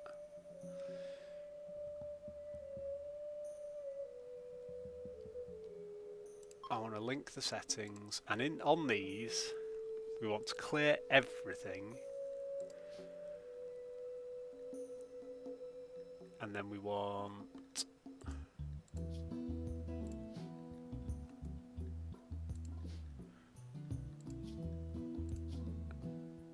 all medicines, and we're going to make this critical.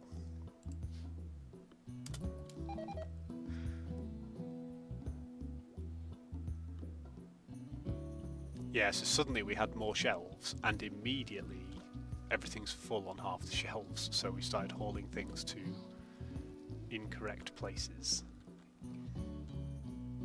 However, our silver has gone up, because of course what we forgot is we mined out all this silver as well. So we have got more silver knocking around.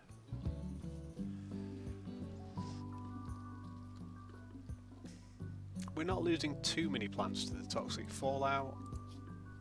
Lady Luck is getting initial toxic buildup though.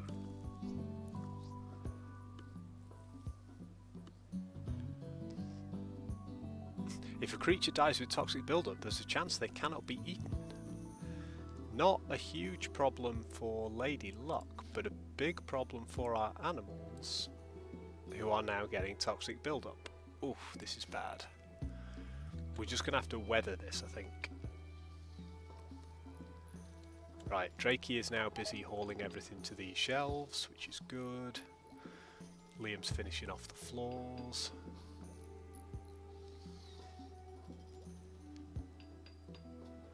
I don't know if he can reach that floor because he built the shelf first.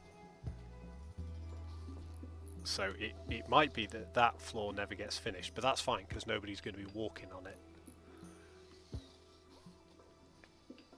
So it was probably a little bit of a waste to make all of this sterile flooring, but you know, if we want to move the shelves later, it means we've got sterile flooring throughout.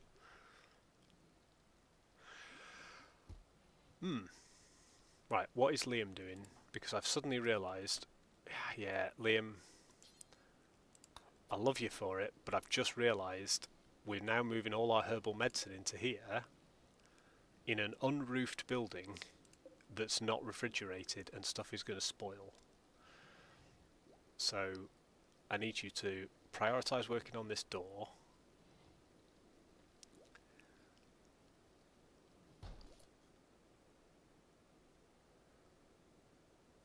I need to copy that and put a piece there, and then I need you to prioritise working on the cooler, please.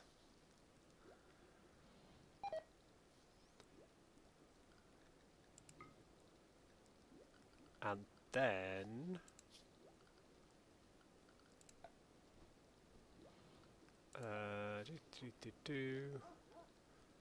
I can never remember where this is.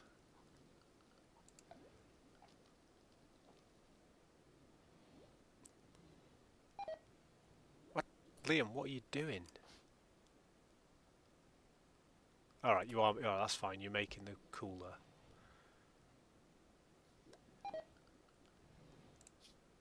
I then need you to do a roof area over that.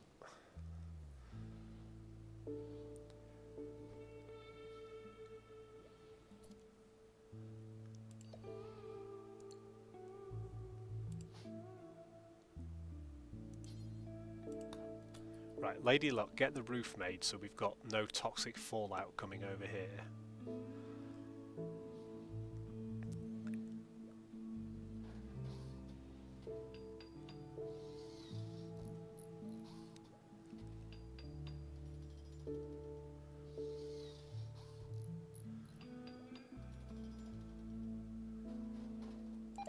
Right, I want to set the temperature of that to -3, -5.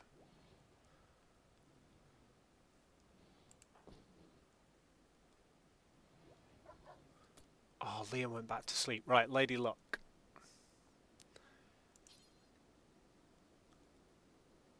Finish your meal and then prioritise doing the roof on this bloody building.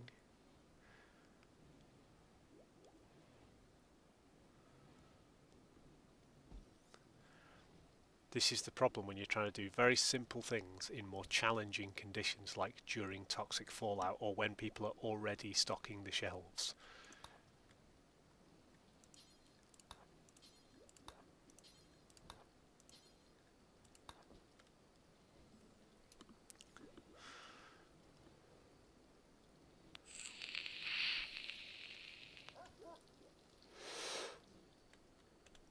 Right, we have a degree of power. Now, we need this door then built as a priority because suddenly we're trying to chill the whole room down.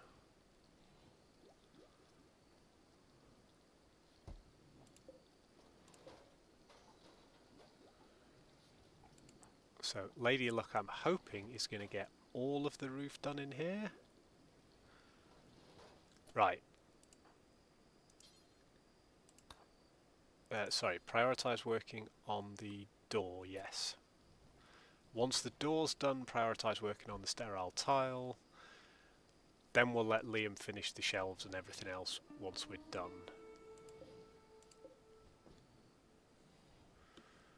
Cancel that. Cancel that.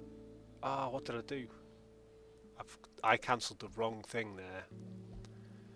Damn it. Oh no, I did cancel the right thing. We don't need sterile tiles there, but we do need them where the shelf is.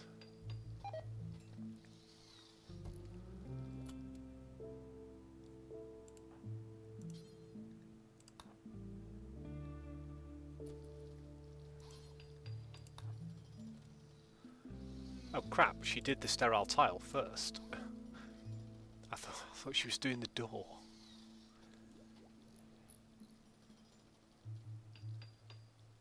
Right, prioritise getting this damn marble door built.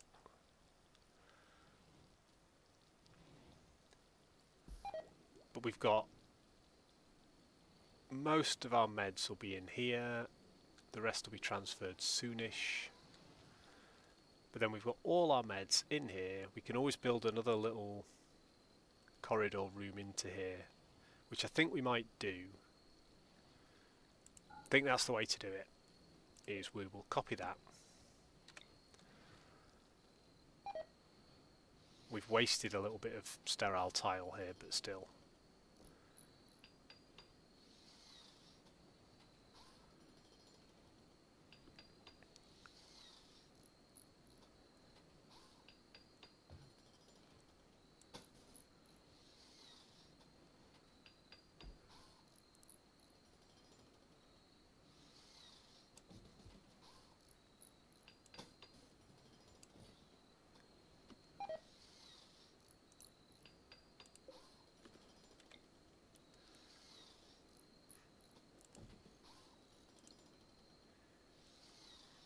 We haven't wasted that much sterile tile actually, because we've already got some under the new door.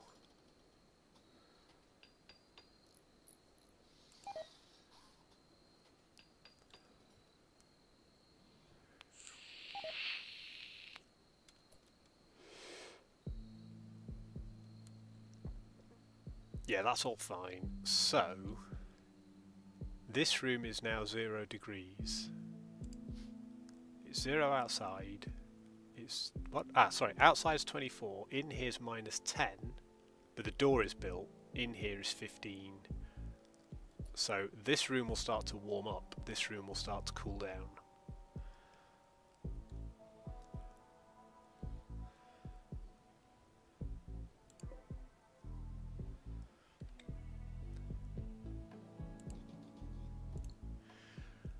Yeah, this is an alright setup. I like it.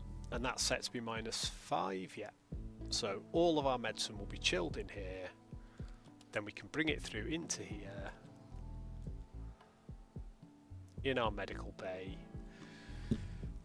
And if need be, we can turn that into a bigger bank of beds, but for the moment half our colonists at once can be treated in proper medical beds with high recovery chance. What's Kindling doing? Making flag vests, so they're indoors. We're good. Oh, and we're about to hit ads again. Amazing.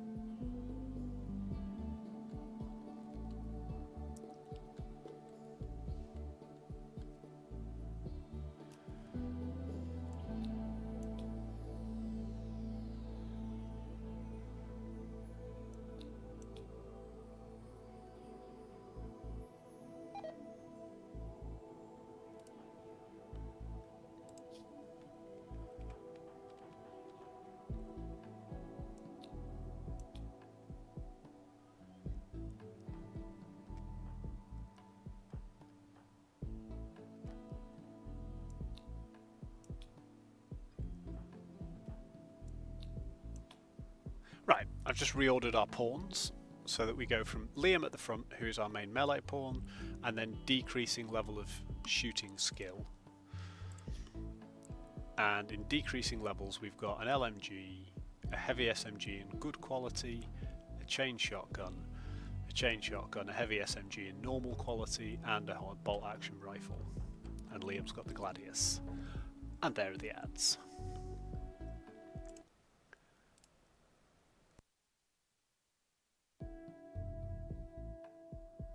So, I will sit back, chill, talk absolute shite, and we will see what continues to happen other than the complete massacring of our colony by toxic fallout.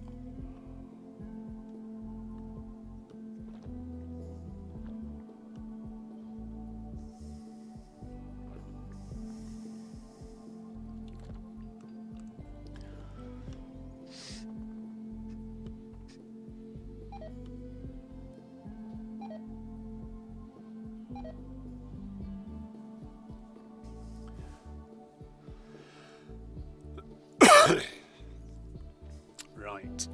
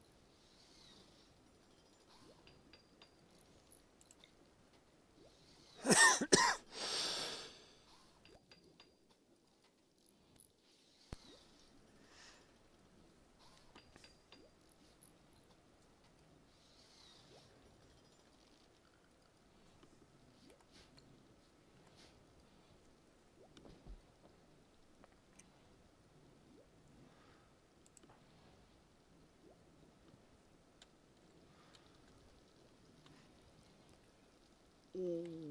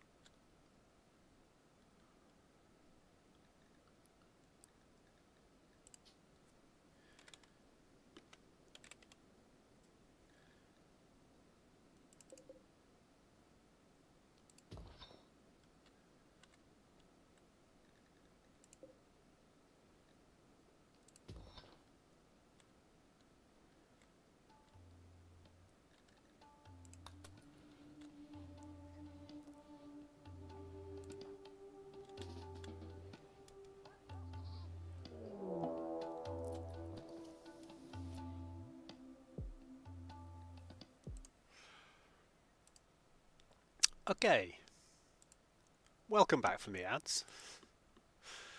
Things just got vaguely interesting.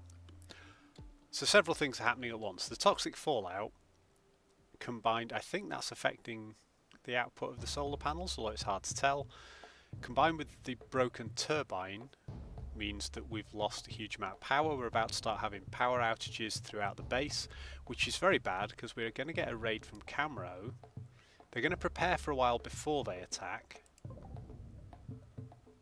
There's a lot of them, but they're all pretty much savages. They've got melee weapons, that's about it. So as long as they don't try anything funky and try and get in through the base. Where is Syl? Because Syl's out doing mining. Oh no, that's fine, they're playing chess. If we lose power to the turrets, that's going to hurt our defensive chances. But we've now got a lot more firepower in ourselves and some decent traps. So as long as they go to the kill box, I'm not too worried about them.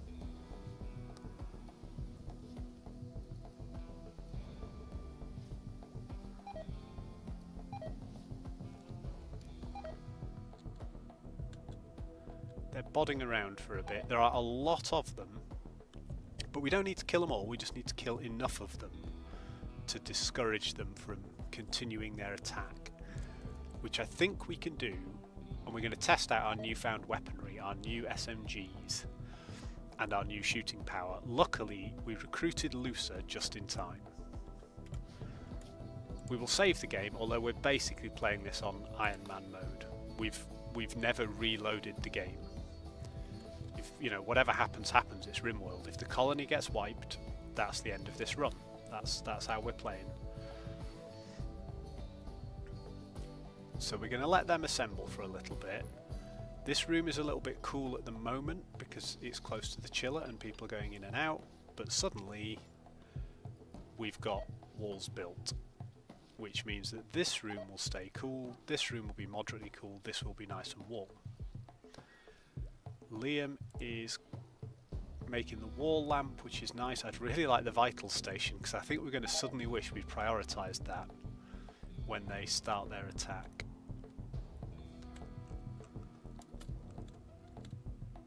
Oops. Ah, nice. Well, Liam should be... Yes. Liam is prioritising the vitals monitor now, which is good. Power is starting to go into the battery, so if we can hold enough power from the generation here to keep the turrets powered, I think we've got this. I think this raid will be a massacre. I don't want to get people out in defensive too early because all they're going to do is stand around in toxic fallout. So we'll wait and see. Right, Liam's able to work on that, so Jenny, I'd like you to prioritise moving that hospital bed so that all 4 hospital beds are in the right place, so that as soon as that vitals monitor is done, we've got a working hospital, and it might be just in time. We've just got to hope Liam doesn't go down as one of our only competent doctors. But we've even got our little freezer space all ready with the medicine and stuff. They're coming, and they are going for the kill box. This is perfect. Right, everybody. We'll get this made. And then it's time for defense. Come on, Liam. Perfect. Right.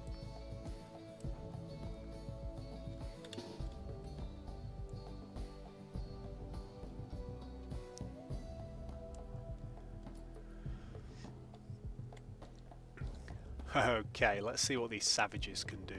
There's a lot of savages. How many are there? 2, 4, 6, 8, 10, 12, 14, 16, 17 dudes. Okay. It's a raid of 17.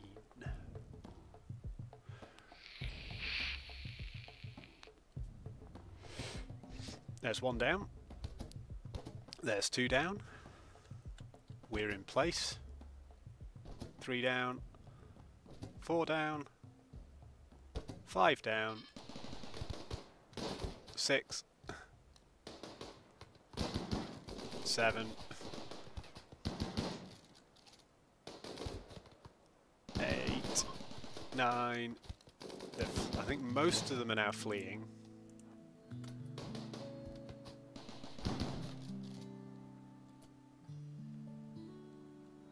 Yeah, there's not many of the buggers left. So, we've got... I need to check 2 things here. This is now Lucer's bed, because this is a prisoner bedroom, so we can capture people. So they're fleeing. I don't mind just letting them go. Did anyone else survive? Everybody else died? Yeah.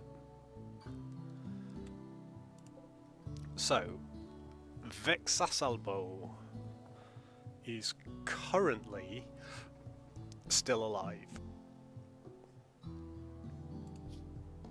They are an excellent construction pawn. This is just what we need, and they've got burning passion for plants and for crafting. They have got a chemical fascination, which is a big problem, but we'll worry about that in a bit. I mean, maybe we just nurse them to health and sell them, or harvest their organs. We could harvest organs now. We've got a proper medical bay. So I want to undraft everyone. I want you to capture Vexalso. The rest of them, I don't mind letting them run.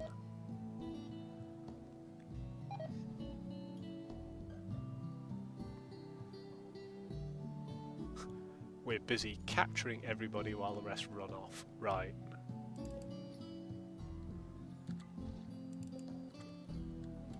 We'll take their crappy knives. Are any of the corpses disallowed? Because what tends to happen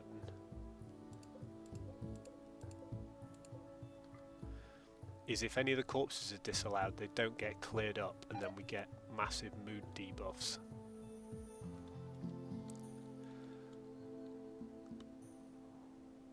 So how many are running? I think 2 of them ran. And we killed like 1, 2, 3, 4, 5, 6, 7, 8, 9, 10, 11, 12, 13. I think we killed 13 or 14 of them. So the new defense system works really well. Syl is still drafted for some weird reason. Oh, we've got a psychic drone female. Every female colonist feels a wave of anxiety and anger. This is going to become problematic. We have a lot of female colonists. They've just been in a battle. They're about to witness a load of corpses. They're ill from toxic fallout, and the psychic drone is now making them anxious and angry.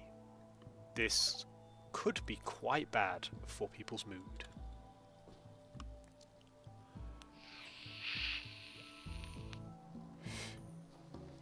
The only upside we currently have is the fact that, oh, that shelf is wrong, I want that.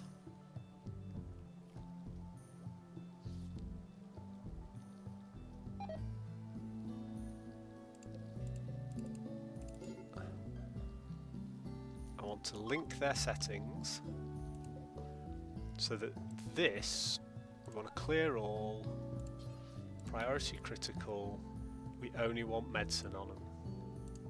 Done. Right, so these are now all linked and they're all just high priority medicine shelves. Oh, we've got a medical emergency, but it's okay. It's Vexalaspo, blah blah blah blah blah. We have also got a minor break risk for Drakey.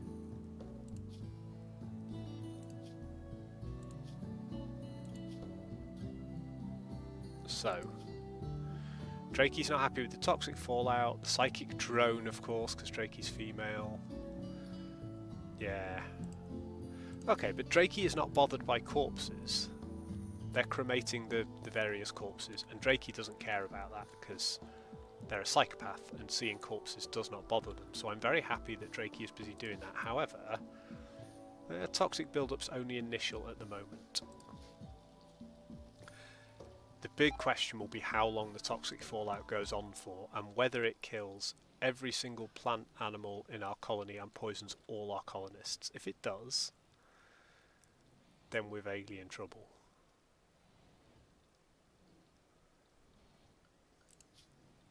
Oop!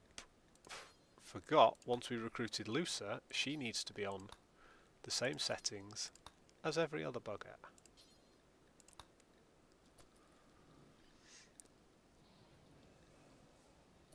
Also, we never changed the schedule for Lusa, so Lusa is not a night owl. Nope. So we'll put her on the same schedule as everyone else, going to bed at 10, and then whatever else, you know, sleep for as long as she needs. We never even looked at work after Lusa came in. What is she good at? Animals and plants. Other than combat, it's animals and plants. Now that's good, because we need a plant person. Ironically, we've got loads of good plant people, but most of our good plant people also have other jobs to do. So we'll have her on a priority 2 hunting and handling. Not on cooking.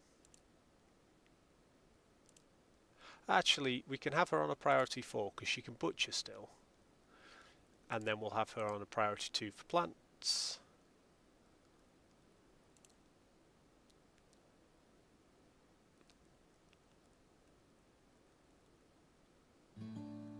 We could also have her on a pretty high priority haul as well.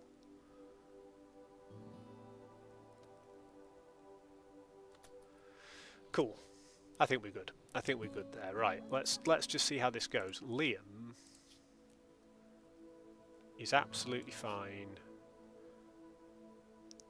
Liam is also hit by the psychic drone. Hadn't realised Liam was female. But yes, Liam is a 53-year-old woman. They're hungry, they've observed corpses, many of them. I think we're just going to have to hope that none of these minor breaks come to anything. And that they can sort themselves out. It's that psychic drone that's killing us. So, Kindling, Andy 2, Lady Luck, Liam, Drakey, Lusa, and Syl, and Jenny. Our entire colony is women. I thought Syl was male. Nope. Every single colonist is female, so this psychic drone is really bad. Because everybody has a -22 mood debuff until the psychic drone ends, during a toxic fallout, following a nasty raid. This is... Right, Drakey's on a major break risk.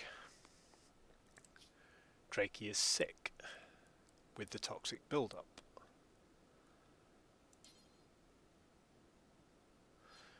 They're not... The problem with the toxic build-up is you can't treat it. It doesn't need treating, so it's not something that we can do anything about with our medical facilities. They do need sleep and food.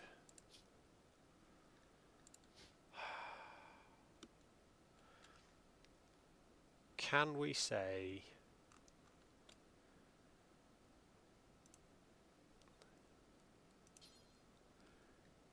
Go and eat a simple meal, Drakey. You'll feel better. Then go to bed. Leave the rest of the corpses for now.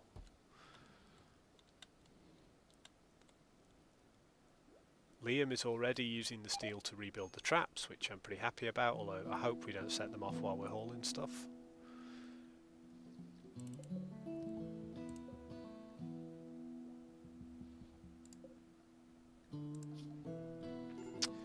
Oh god, they've got asthma in their lungs. They've been badly stabbed.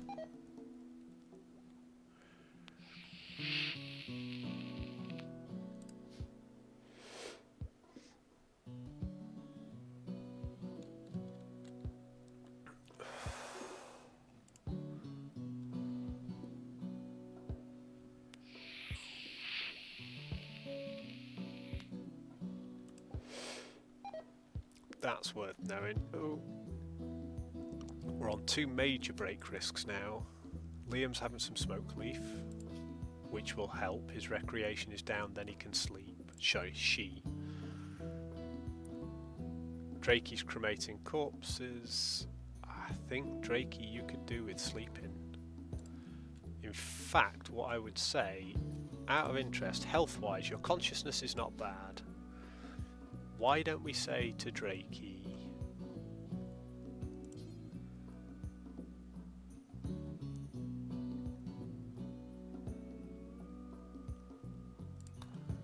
forget your corpses, Drakey. Come and get high with Liam. Then the two of you can go to bed.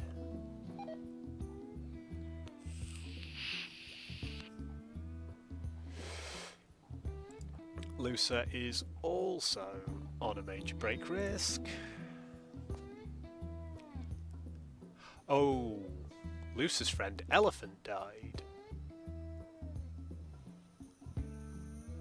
I have no idea who Elephant was. I thought Lusa was like crashed in a space pod. Maybe we rescued Lusa during the raid, or sorry, captured Lusa during a raid and killed her friend Elephant. Maybe we did. Okay. We're just gonna have to ride this one out, I think. This is pretty bad. Bad Gal, if you're still in chat, or whoever else is in chat, someone wants to name Lusa and they're following, you are welcome to do so. Lusa, I think, would make for an excellent new follower. Well, she is an excellent new follower, we know this, but she is free to be named by chat if anyone would like to name her.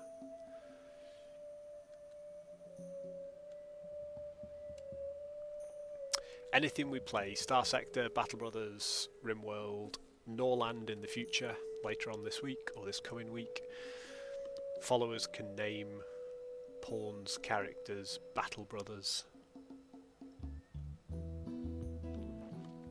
Right, we could really do with the toxic fallout and the psychic drone disappearing, so we can just recover a little bit. I'm very pleased we survived that raid. That raid was a positive test of our newfound setup and abilities. I'm starting to feel like we're vaguely combat worthy, which is good because every time we send out a trade caravan with a few people in it, we deplete the number of people in the colony and we increase the risk of us all dying, so that worked out quite well.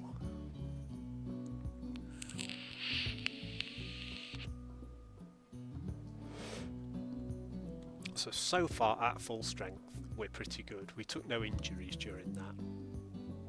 We've got some more jade as well. 40 more jade in fact, and a little ambrosia, but you know, only a couple.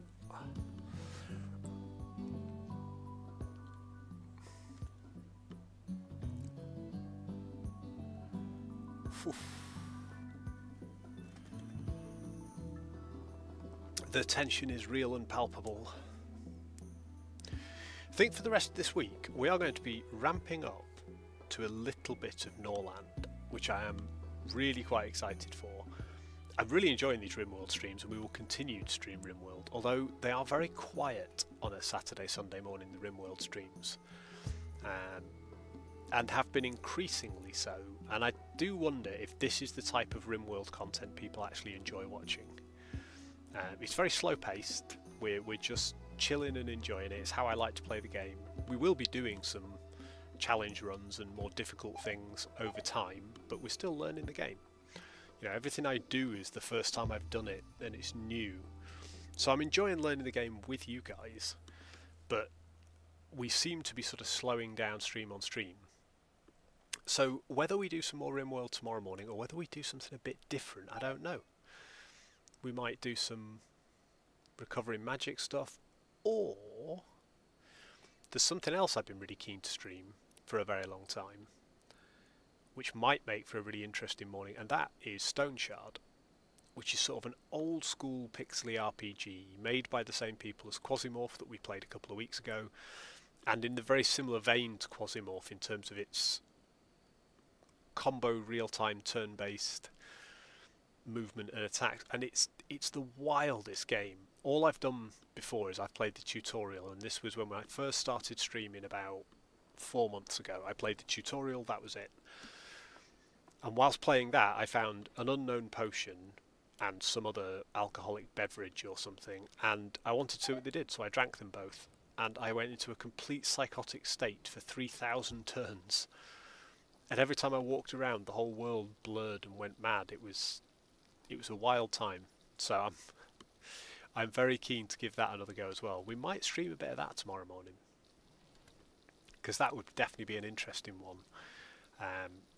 And then reset our heads for maybe, depending on work for me and finances and all the rest and how much the thing is when it comes out, I may pick up Norland, and if I do, we may stream it on launch day on the Thursday, which would be amazing. But we'll just have to wait and see on that one and see how it gets on.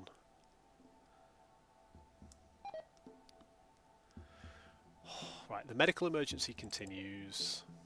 Not the end of the world. Liam is asleep. She has been treated for stuff.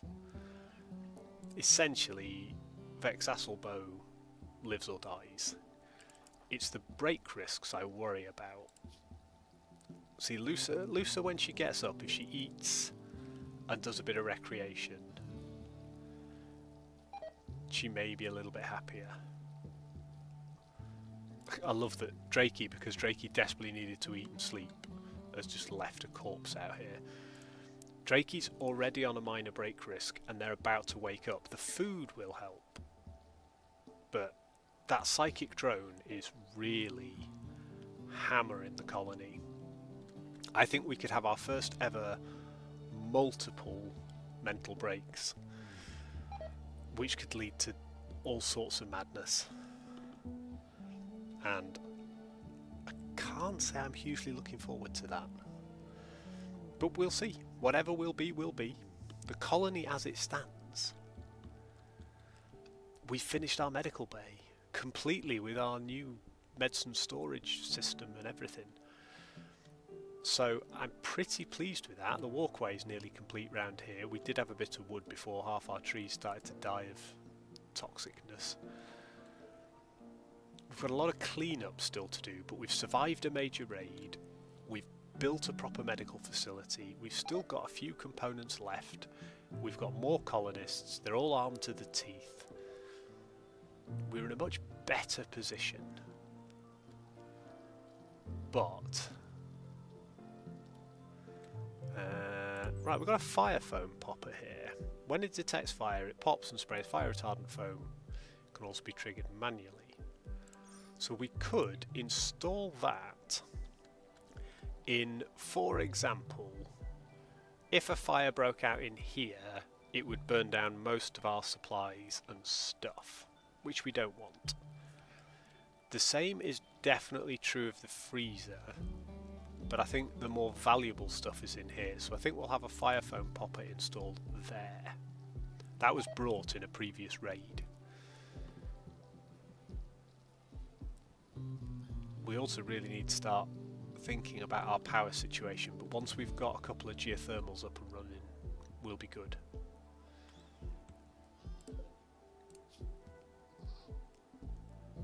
The animals are really starting to suffer with the toxic build-up. At least everybody else is indoors for a lot of the day.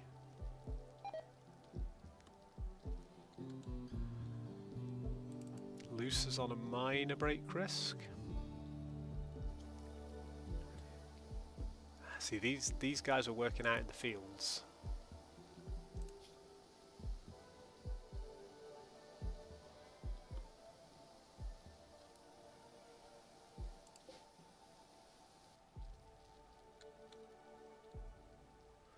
What is Luce's health like? Her toxic buildup is not too bad. We definitely want the psychic drone to end, or we're going to get multiple mental breaks. But we also need the toxic fallout to end. If it lasts for like a month or a season, even. I mean, a quadrum or whatever they said sounds like 3 months. If it lasts that long, I think everything's going to die. All of our foliage, all of our animals, and some of our colonists. And the fact that we can't treat them for the initial toxic build-up symptoms is pretty bad.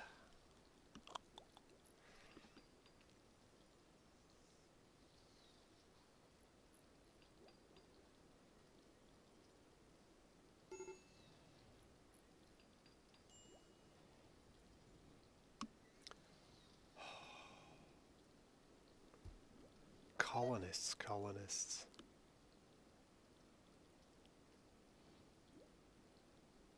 So I should not be replying to WhatsApps at the same time as I am streaming. Split attention span. It's a bad thing.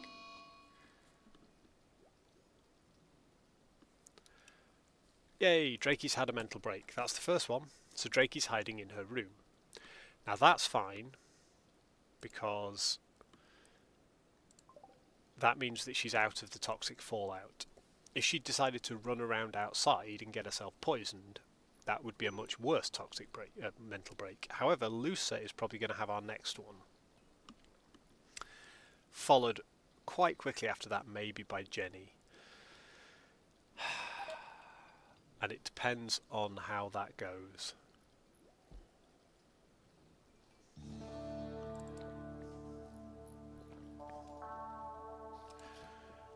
Lusa is doing some recreation, which is good. Their toxic build-up's pretty high because they've been outside the whole time. Jenny's cleaning the kill box because it's filthy, but Liam is rebuilding the traps, which is excellent. All the steel traps are soon to be rebuilt, which is great.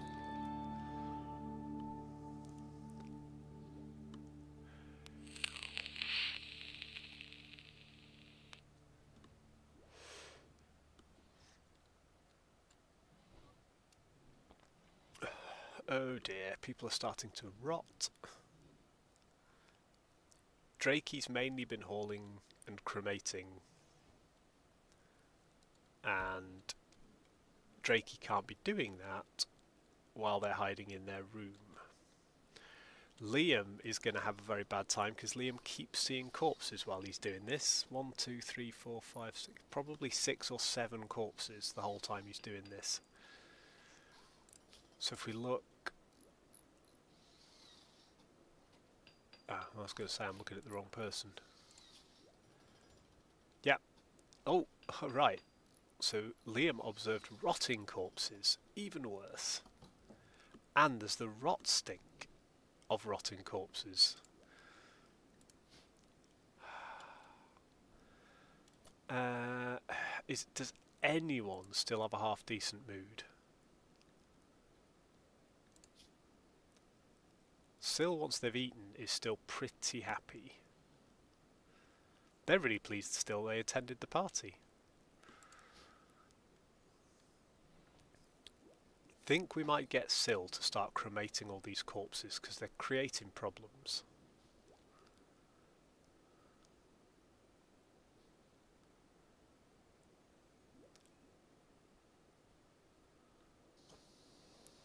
I think what we're going to do is we're going to say Liam. We're going to put Liam on a priority 2 cook because we need the food. It will keep Liam away from the corpses. It will stop him being out, or her being outside, while all this is going on. Syl's still eating. Right, Syl, you're not doing that. You are... Oh, Syl's incapable of hauling, of course. Andy too. Right. Oh. We're back to this problem. That we can't haul any of the corpses because there's nowhere to store them. But we don't want to store them. We want to cremate them. Any worker.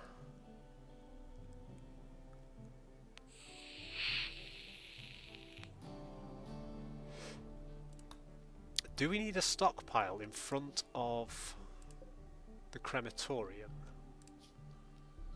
that is only for... Oh yeah.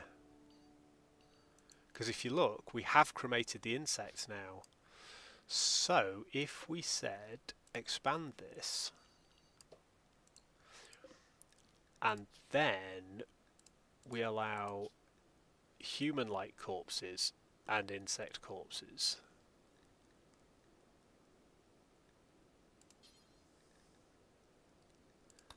and we make it important, can we now say to Andy,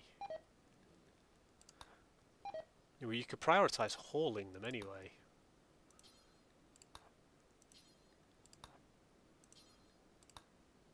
We're going to give Andy a bad day hauling a ton of corpses, but once they're done...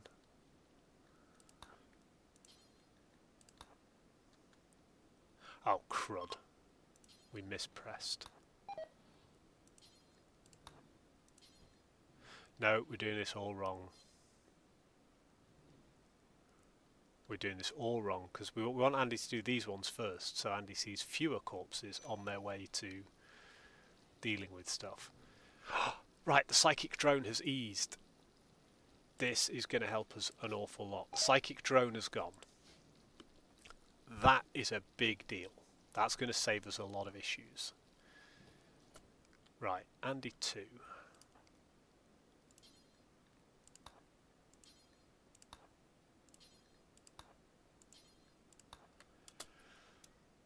All we need now is this toxic fallout to end, and the toxic fallout could still very much end the colony. Not gonna lie.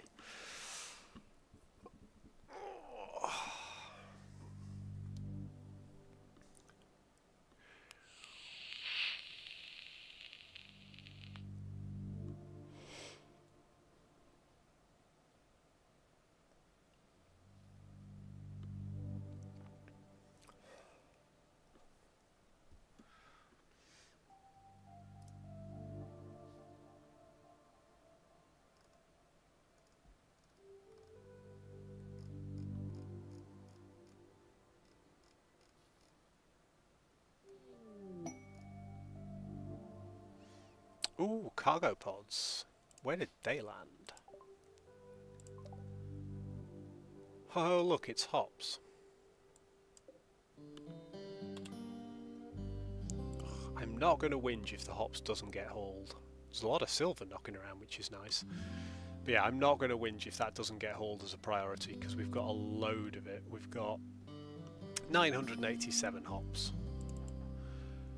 Andy's on a minor break risk, primarily because they've observed several rotting corpses having picked them up. So I think what we're going to do after this, we'll give Andy a break from corpse hauling duty.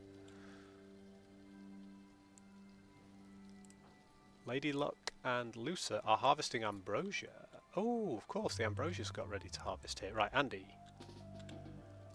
you go do something nice and stop hauling rotting corpses, because it is understandably making you feel very unhappy about life.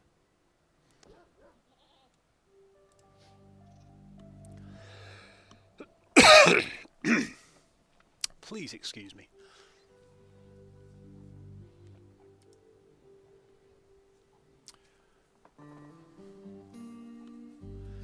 But at least Andy gets to eat a fine meal. That should cheer them up.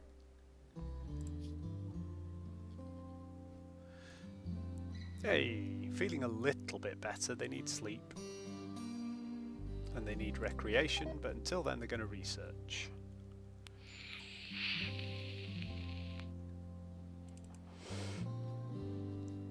Drakey is still hiding in their room. Jenny is feeding the prisoner. Oh, this is a good point. We haven't set this prisoner to be recruited. We don't want to maintain them. They've got a high resistance as well. But we want to recruit them.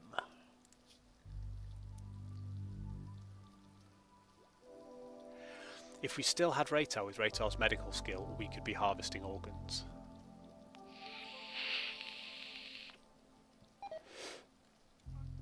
In fact, these shelves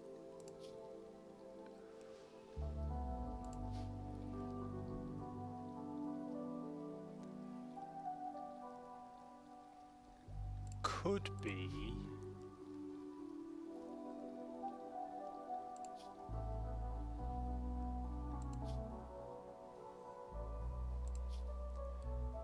Yeah, you see, we could designate that these shelves can also be used to store harvested organs.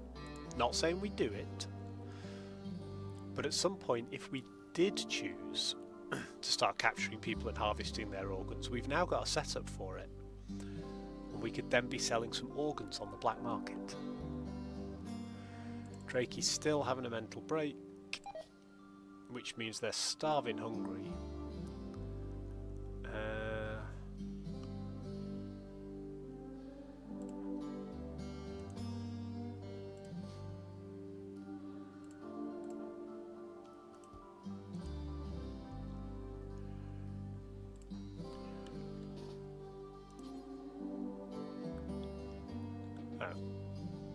I thought maybe we could feed Drakey, but we can't. Drakey is capable of feeding themselves, so we can't force anyone to go and feed them. But because of their mental break and the fact they're hiding in their room, they did have food on them at one point, but they've now eaten it and they're getting very hungry. So depending on how long the break lasts, Drakey might start to get very hungry. Toxic fallout has so far lasted 3.1 days, and it said it could last anywhere from a few days to a quadrum. Now it's been a few days, so I think we just keep hoping that this little fine rain of toxic fallout stops at some point relatively soon before people start to get sick, or sicker.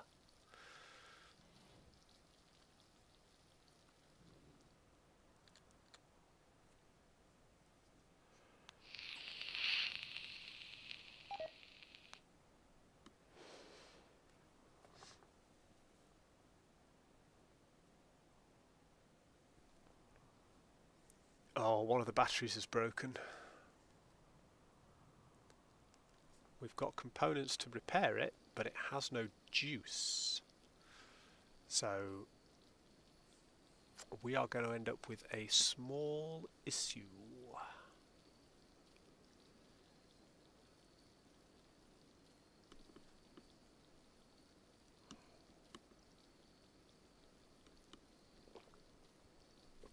Geothermal research is coming on quite nicely thanks to Andy too. It's a big research project, but we're getting there.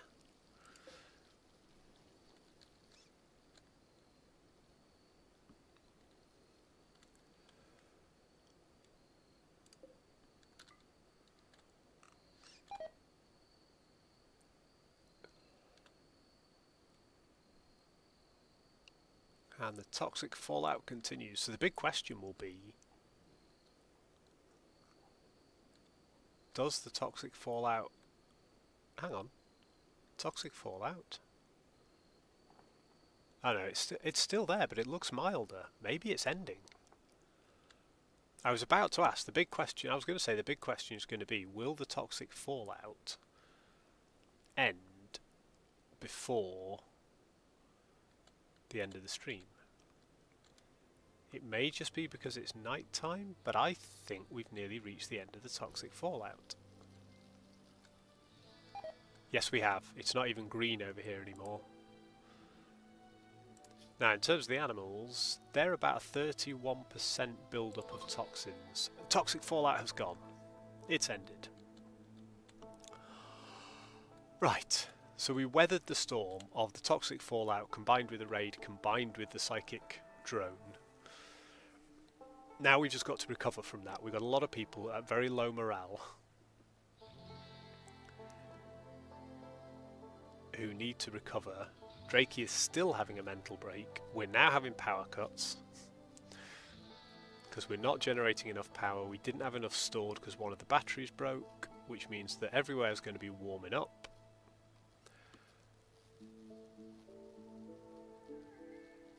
Now it's 4 in the morning, so pretty soon it's going to be daylight, and we're starting to get power back a little bit as the solar panels kick in, but we cannot get geothermal soon enough because this base has got to the size now where we are drawing a lot of power.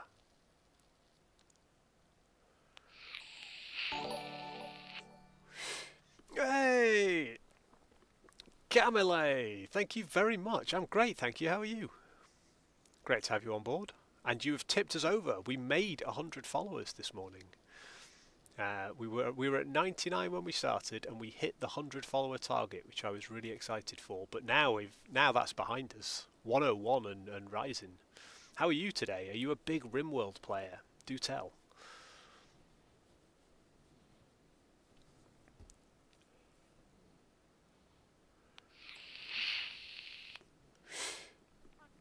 I'm glad to hear it. Stream is going fine, thank you. Yeah, it's been a quieter one this morning. I think everyone's having a bit of a lie-in this Saturday, but we've been enjoying ourselves, keeping the colony alive.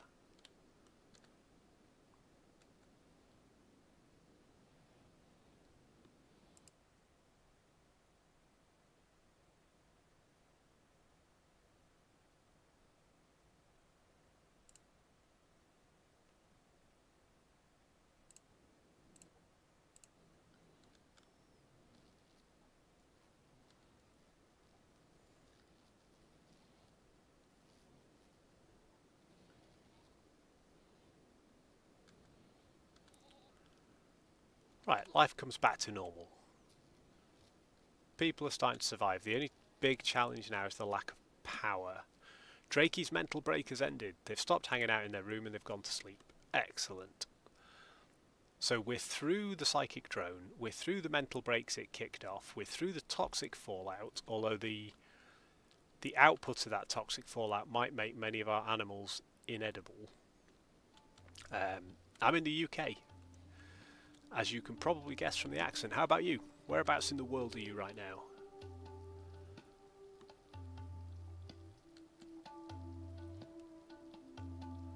How is Vexaselbo doing?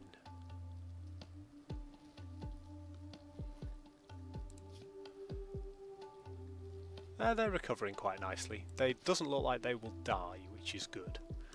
So we may be able to recruit them after all.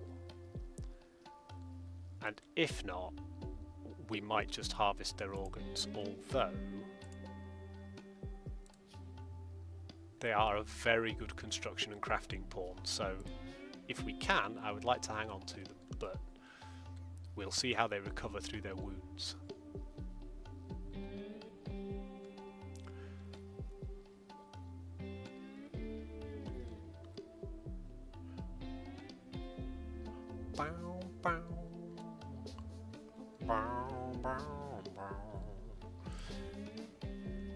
Oh, Liam's doing butchering. Right, Liam, just for a second. I'll let you do that because we do need some butchery doing. But once that's done, Liam, I want you fixing that battery, please, because we are stuffed for power at the moment. Ah, Canada! We have quite a few viewers from Canada. I've got some friends over there. Whereabouts in Canada? This is going to be an important question because if we're not careful, we're going to start talking about hockey teams soon, and that could lead to great conflict.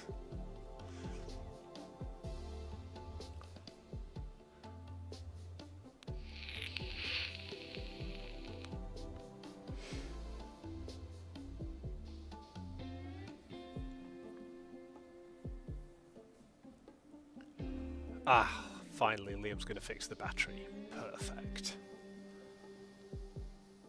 Ooh, is Jenny stargazing or something? Cloud watching, of course. Too old. You can tell by the grey in the beard.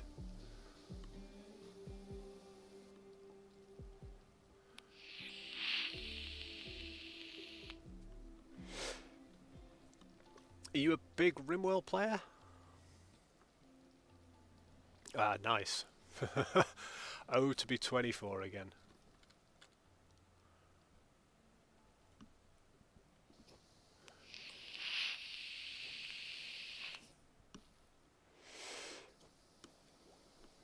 Right, now the toxic cloud has ended, Liam can get back to fixing up stuff that Liam needed to fix up. Which is good. Ask away, my friend, ask away.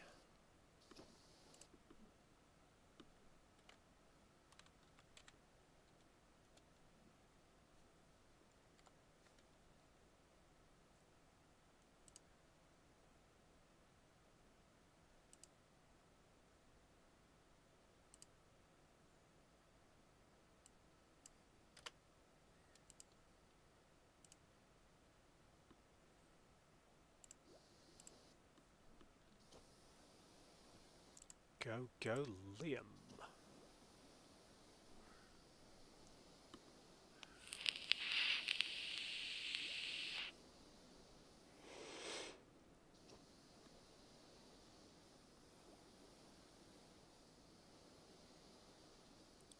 What we don't have is any wood to rebuild these wood traps.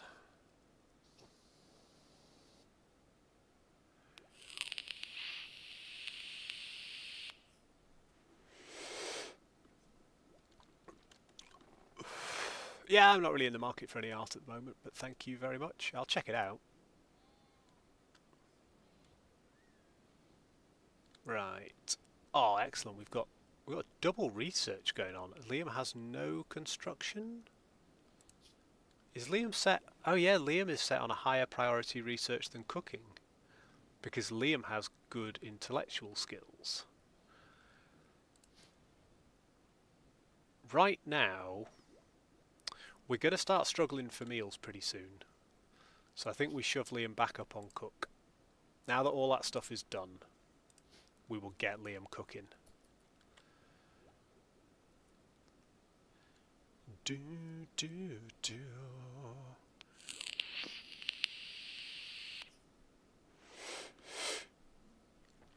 That's some grand advertising. I don't think today is a day on which you can say my views are good, but yes. On average, they're pretty good.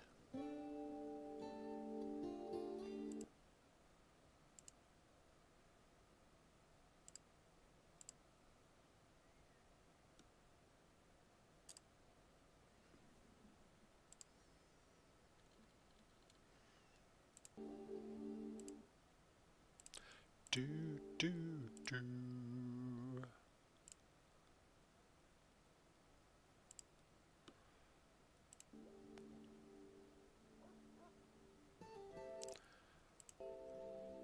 Man, my first modless morning and we're getting spam.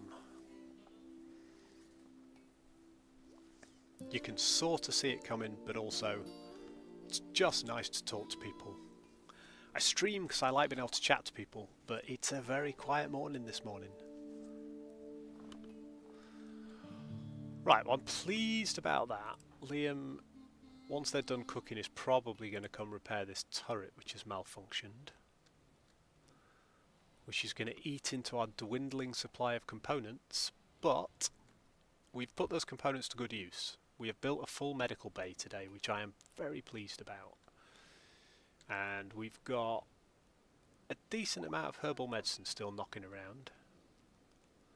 Some of it needs hauling. We need to finish off this wooden walkway just because it's an aesthetic choice and I need it. And I think we probably want another one of these lights, although they're going to draw a lot of power.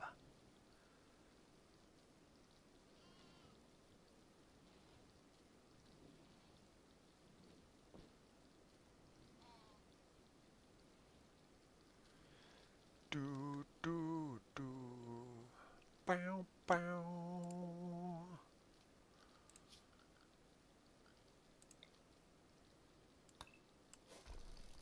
Not sure why I haven't deconstructed that already. I think because it was early in the days and I hadn't quite learned what I was doing. Oh dear, we've got some proper skeletons left. Desiccated human corpses that have not been hauled. Oh, this is bad. This is bad. Right, folks. What I'm going to say is that we have had a very productive stream this morning in terms of our Rimworld colony. We've survived a 17-person assault, a toxic fallout coupled with a psychic drone that affected every single colony member, but we've recruited a new colony member, we've geared everybody up, we've improved the colony's defence, but more importantly, we've finished our medical bay, which is looking pretty swish, if I say so myself, and we are -4 in here, 16 in here and 26 in here, so it's all working perfectly. We've got another potential recruit being persuaded as we speak. And what I'm going to do, I'm going to call it there, because it's been a quiet stream. What I will say is, Bad Gal, thank you very much indeed for being my 100th follower. And we are dead on 100 now, having banned the spammers. But I massively appreciate that. It's taken me to an excellent place. We've hit the first 100, which I'm really pleased about. Rest of the week I'll be streaming tomorrow, possibly some Stone Shard. I think we're going to switch it up from Rimworld, because I love streaming when I can sit and chat with people. I like the interaction, and the Rimworld streams seem to be getting slower and slower, and I think it's probably because my style of Rimworld is not for everybody. I think when we get to things like Norland, it's going to have the Rimworld aesthetic to it, the Rimworld sort of appeal, but it's going to be more chaotic. We're going to have huge bloody battles, we're going to have fights in taverns, we're going to have wenching and affairs. It will be wonderful. So we will give that a go later on next week, hopefully when it is launched. But for now, I'm going to call this one. I'm not going to raid anyone with my tiny 2 viewers. But thank you all for tuning in. Well, thank you, Bad Gal, for tuning in. And I will catch you on the next stream. Goose out.